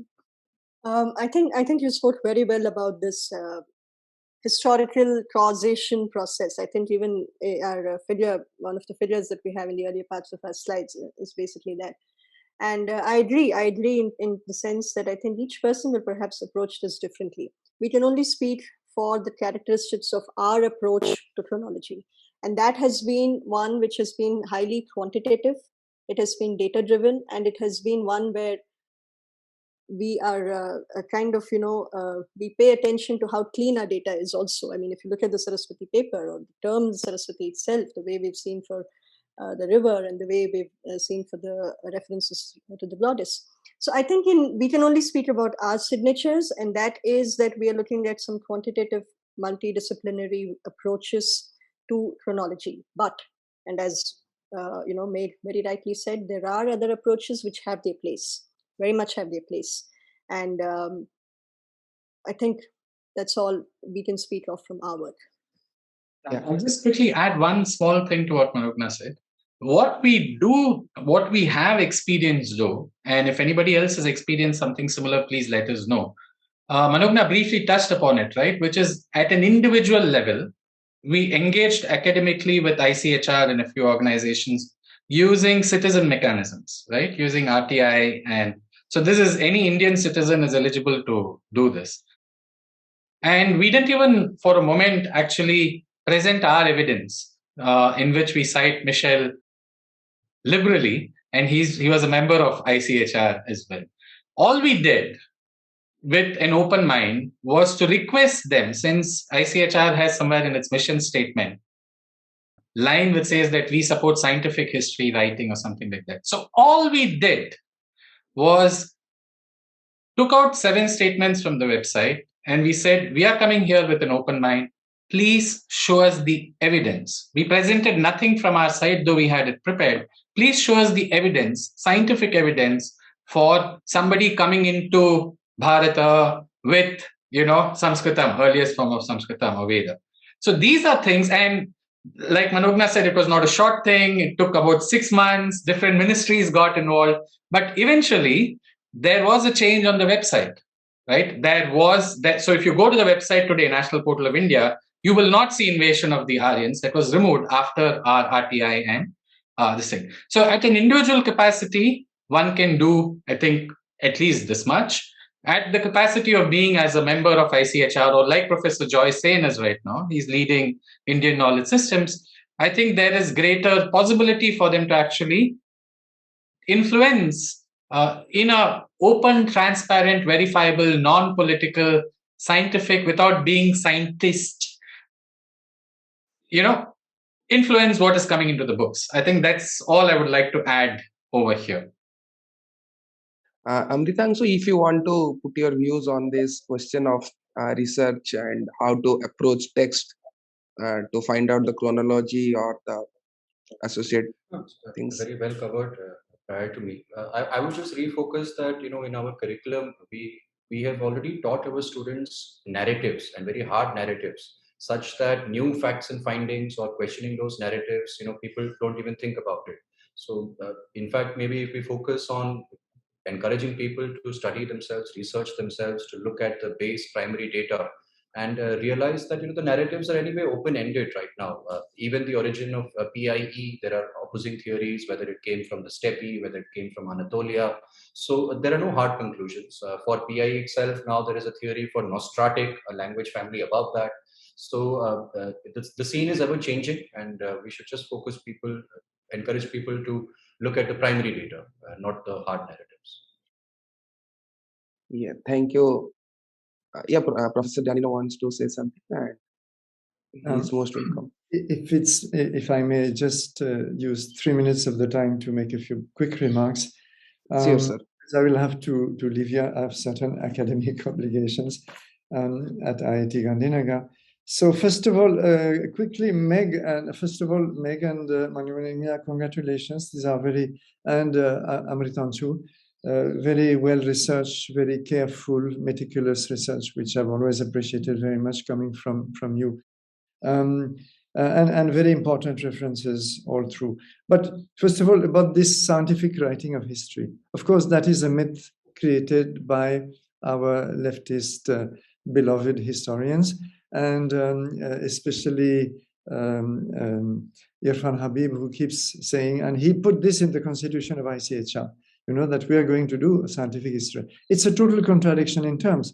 There cannot be scientific history. It's a completely different kind of discipline. Of course, we can use some scientific evidence here and there, even that very, very carefully. But first of all, there is no such thing as scientific history. And all honest historians today will accept that history is by definition subjective. And, the way historians look at history today is completely different from 50 years ago. It will be different 50 years later. So there is no such thing.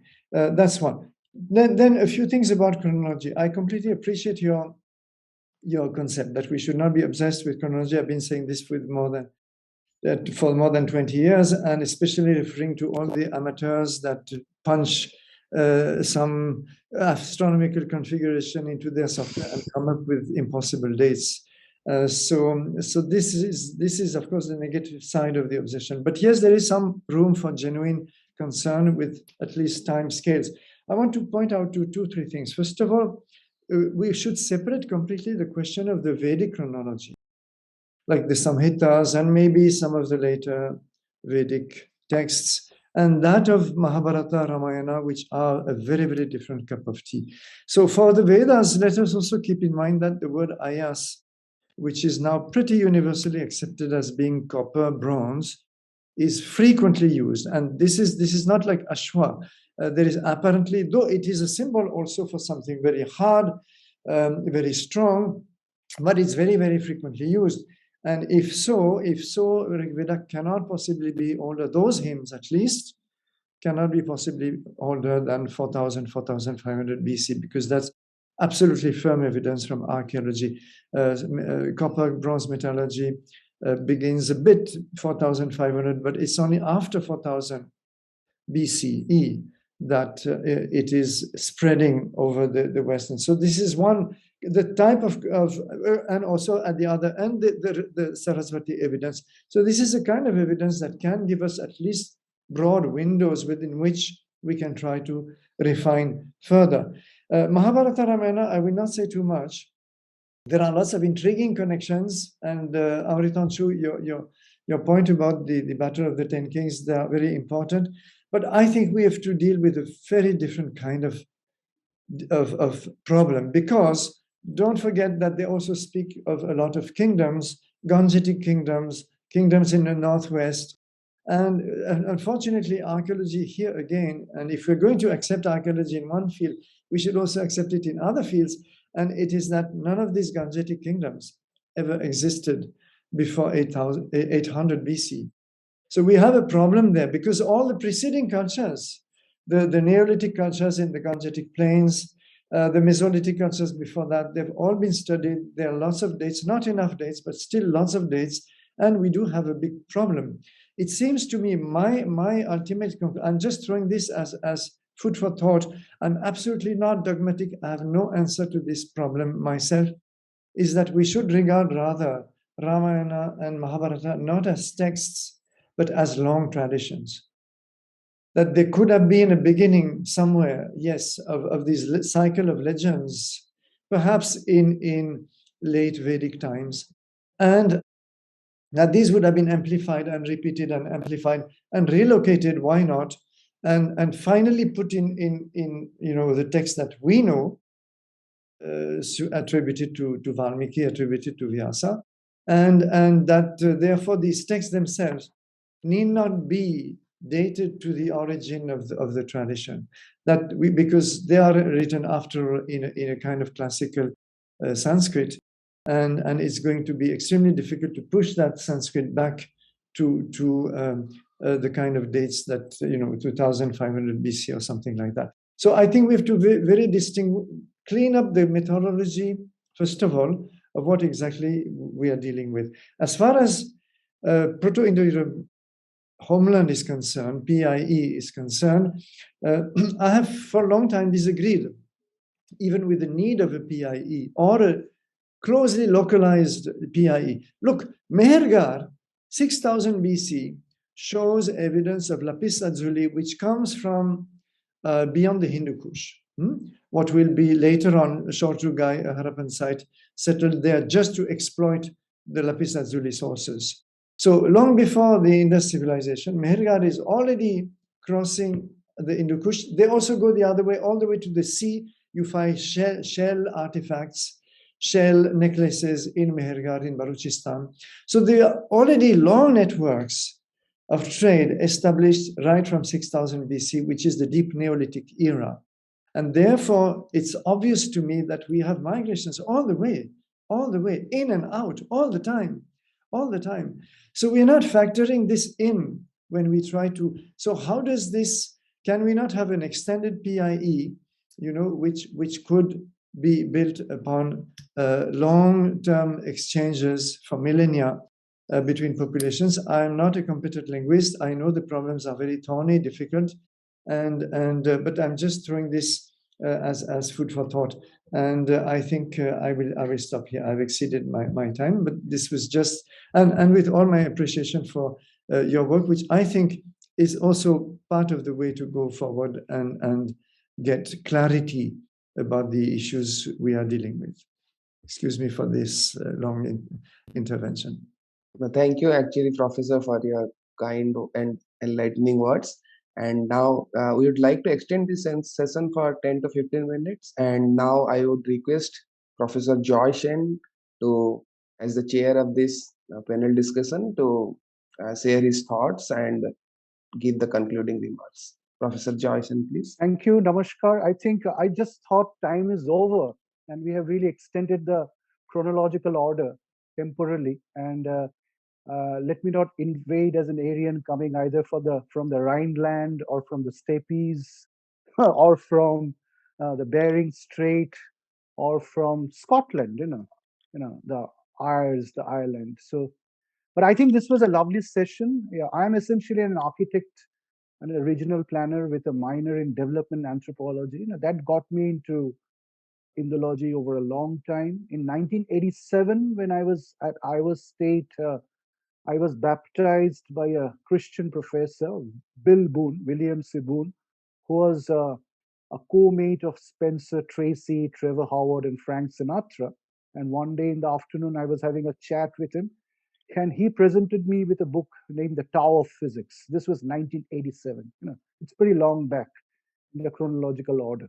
And then my interest in the constructs, the connection between the advances in science, which is an area not included normally in all these interpretations. The latest in quantum science, the latest in quantum physics, the latest in quantum chemistry, the latest in astrophysics, which are not included in the methodological construct to evaluate the secret of the Vedas, to evaluate the deep ecological foundations of the Vedas, the non-linear constructs of time, the continuous flow of space, time, and causation, and a Satyam, Ritam, Brihat, the ideas of cosmic symmetry, that of evolution and evolution, which recurs in Sri Aurobindo's writings at least 1,000 times. We have not paid much attention to that Sambhuti and Asambhuti of the Isha Upanishad,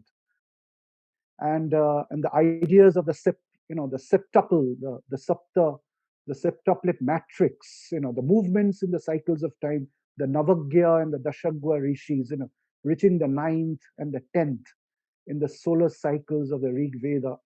So I thought I'll approach the whole thing. This was my passion in the late 80s and the 90s, and when I was not in the faculty of academics.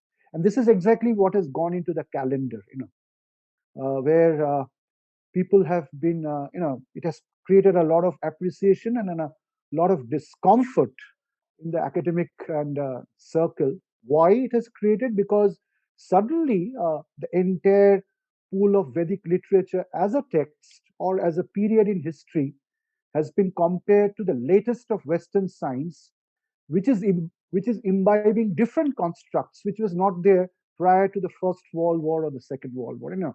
Essentially, Western science was reductionist. It was Newtonian, it was Cartesian, it was Darwinian. It was following a linear construct of time, following the Usher Lightfoot chronology. Starting from 4000 BC. So it's Darwinian, it's Cartesian, it's reductionism.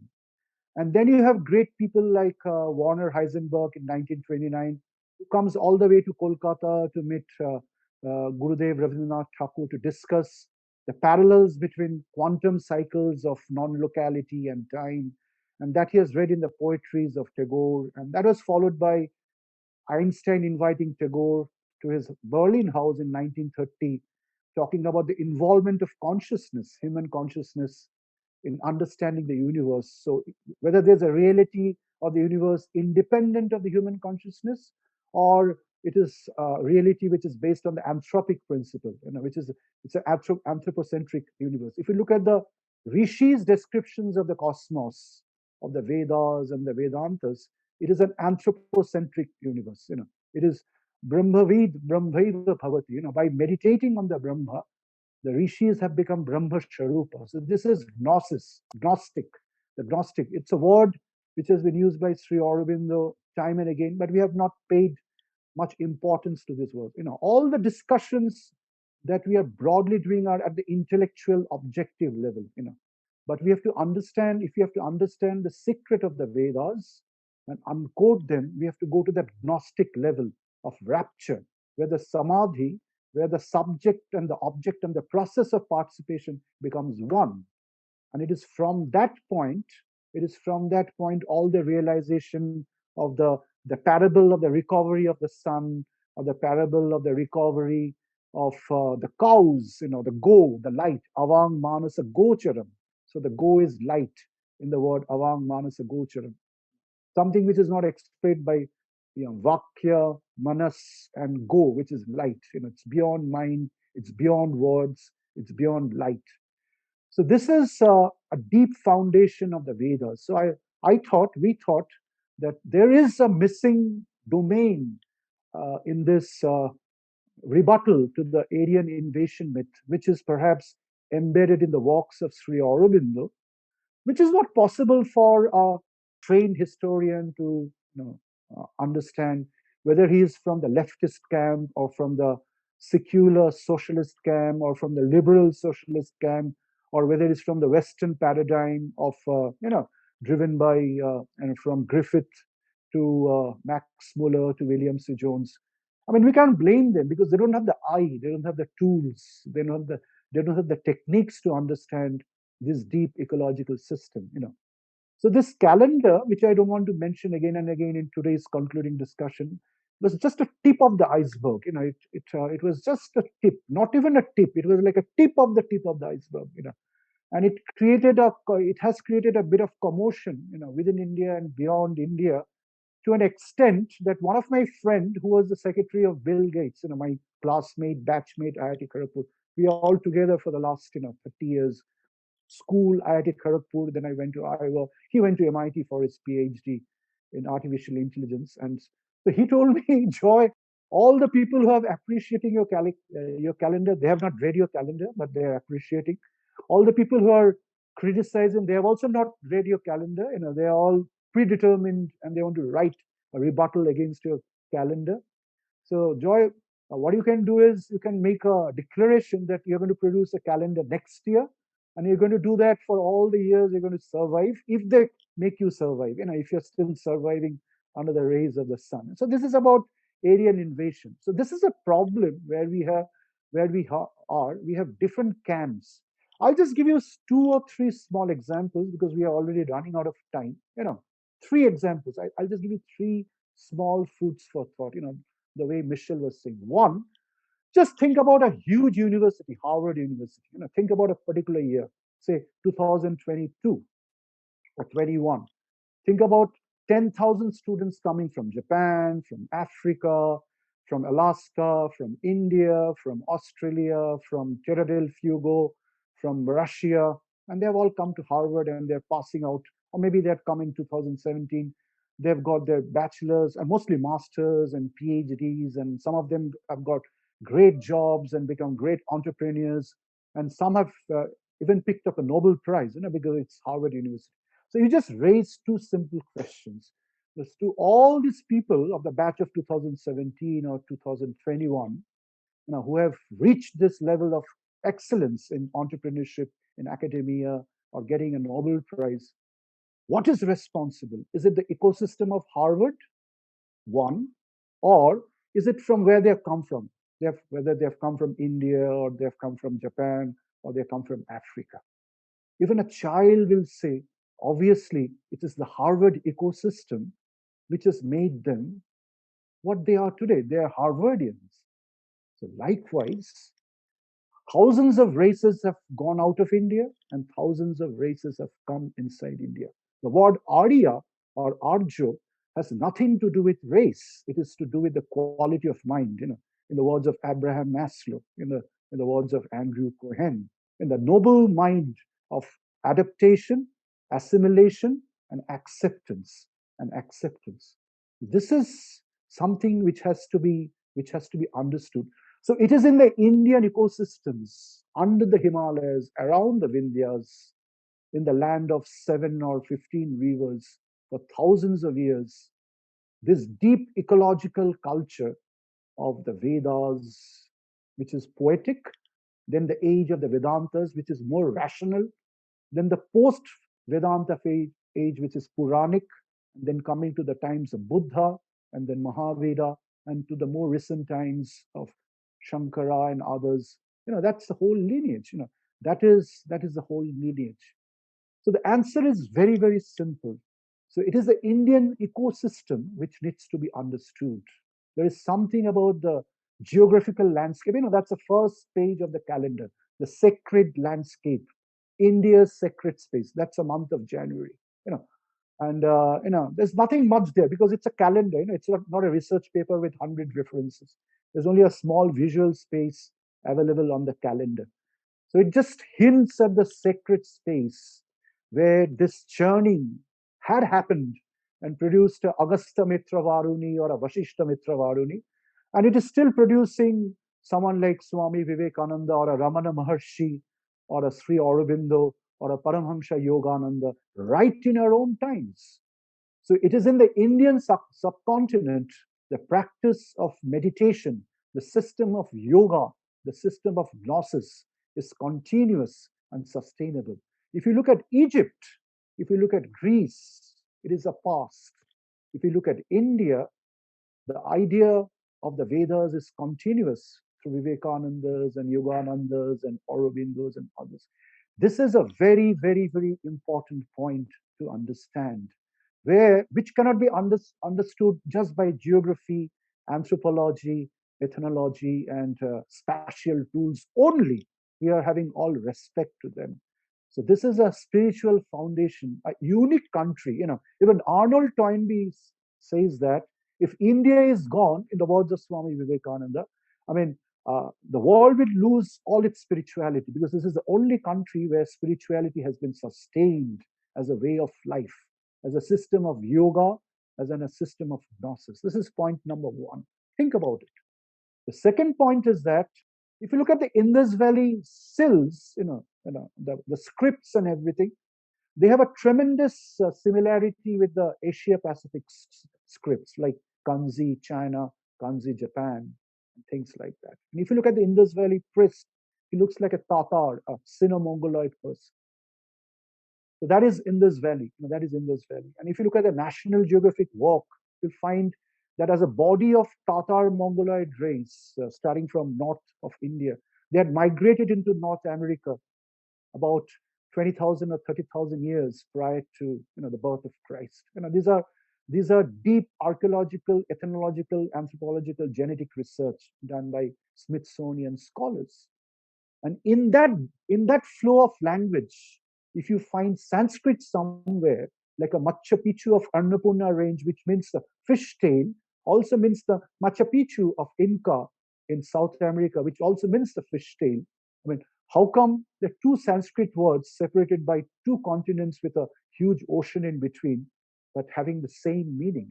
So these are serious questions. This part of the research has not been touched, studying the deep Aryan culture. And I'm just giving you a tip of the iceberg. And the last point is that chronology is fine, but what is more important in this research is content. It is content plus chronology.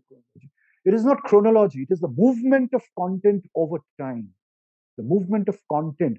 How the content of the early Vedic sutras, the Saptarishis, gets slightly changed in the middle order Vedic sutras, like Atreya, who is not Atri of the Saptarishis, but Atreya, which is there in the 7th mandala. And there's an archaeoastronomical software, Microsoft Planetarium and TIFR, who has predicted a date of 8,255 BC for seeing the Hamal star Ashwin at dawn. So that's based on the precision of the equinox. So if you want to see that scene again, you have to wait for 26,000 years. It's pure science on astrophysics. That's pure science. And then compared to that, the much later Vedic sutras, when it's becoming textual rather than oracular. So these are serious things which needs to be studied and roped into the whole bodies of research other than texts and archaeology and ethnology. So what the need of the hour is to imbibe and include a huge body of science to unleash the secret in the Vedas and apply for different archaeological interpretations, of which the reinterpretation of the Indus Valley is just one of many, and there are others, which leads us to a huge new realization, inclusive of the research already being done by scholars like Megh, Manogna, and others like Amritangshu. And then we get a powered evidence, a body to prove that the word Arjo or Aryan has nothing to do with race or scientific racism, as it was propounded by Charles Darwin and his half cousin Francis Galton and his disciple Karl Pearson, famous for Pearson's correlation in statistics. And I think you all know about 2 decades back in Oxford University and in Cambridge, in Imperial College, some of the halls named after Galton and others were changed because they were racial. It was racial because they promoted a thing in the name of scientific racism. And Heinrich Himmler, from 1935 to 1938, used it for a super Aryan race theory to support the Germans' vote for anti-Semitism. And it's even there in the US today. Just last year, the Capitol complex was rioted by a group of people who had bought T-shirts having the neo-Nazi Auschwitz camp from Poland. AUSCHWITH, an Auschwitz camp. So the power of defining a noble race by virtue of skin color and genetics is a serious problem to human civilization, for which we have to turn around and go back to Maslow and Aurobindo and Ken Wilber and Vivekananda and reevaluate the word Arya, not as per racial migration packets of information, but by a more deeper qualitative connotation of who Arya is. I'll just end there. Thank you. Yeah, thank you, Professor Joyson, for your wonderful words. And I don't think we could end this seminar with better message than what you have mentioned about the depth of our culture and the non-linearity and the content behind the chronology. Yeah, and I'll just tell you one more thing, since we are, and because I met Manogna and Megh in that IHR conference. We became friends. So I'm just sharing this with some of friends, meeting Amritangshu for the first time. If you look at the philological, etymological, and the linguistic depth of the word Arya and Dravida, and Professor Mishra is an authority in that. The word Arya comes from 2 deep words. One is Ri, from the word Ritam, and the other word is Ar, which is a spoke of a will. Now, Ri or Ar essentially has the ray flix, which is the bija of Agni, fire.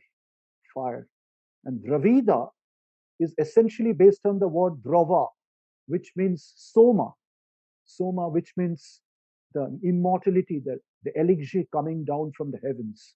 So in other words, the word Arya and Dravida are not at conflict. They are at perfect complementarity of the foundations of the Vedas, founded further on the doctrines of Agni and Soma. Want a proof? The proof is, if you look at the North Indian temple tradition, it is Agni Shikharam. So that's why the topmost point of the North Indian temple is called Shikhar, based on the word Shikha, which is the Arya. And if you look at the South Indian temple, the highest point is Gopuram, which is Soma, which is the coming down of the nectar. And as you enter the temple, the height decreases as opposed to the North Indian traditions. So in other words, the North Indian and the South Indian traditions portray an undivided and integral picture of the 2 sides of the Vedic tradition, which is the science of thermodynamics, the Carnot cycle of heat and cold. What is heat? Absence of cold. What is cold? Absence of heat. So So this nonlinear cyclic dynamism is just a new thing in Western science. If the Aryans had come from Europe, that's there in the calendar. I mean, they came to India and realized it. And because in Europe, there was no idea about non-Newtonian, non-Cartesian, non-linear. It just has entered with Western science in the last 50, 60 years with Nobel laureate Ilya Prigogine in 1977 and the 2017 Nobel Prize in Physiology of Circadian Rhythms, Jeffrey Fisher and others, which is based on the system of yoga. So suppose they are by race, if they have come from Rhineland or from Scotland or from Scandinavia, how does it matter? It is in that Harvard University example, it is in the Indian ecosystem, under the Himalayas, on the both sides of the Vindhyas, and over the Dravidian tip, which is the Kanyakumarika, where Swamiji had gone and meditated. The Kumari Sangam, Kumarika Sangam, the Tamil Sangam of Skanda Swami and Agastha, which is one of the most ancient traditions of Veda, of today. The secret of the Vedas are actually found. And one of that center in the ancient time was in Karaikulam. Incidentally, that is Pondicherry today. That is exactly where Swamiji had walked in, and within a decade, Sri Aurobindo had walked into that same place and stayed in that same house where Swamiji had stayed a few years back.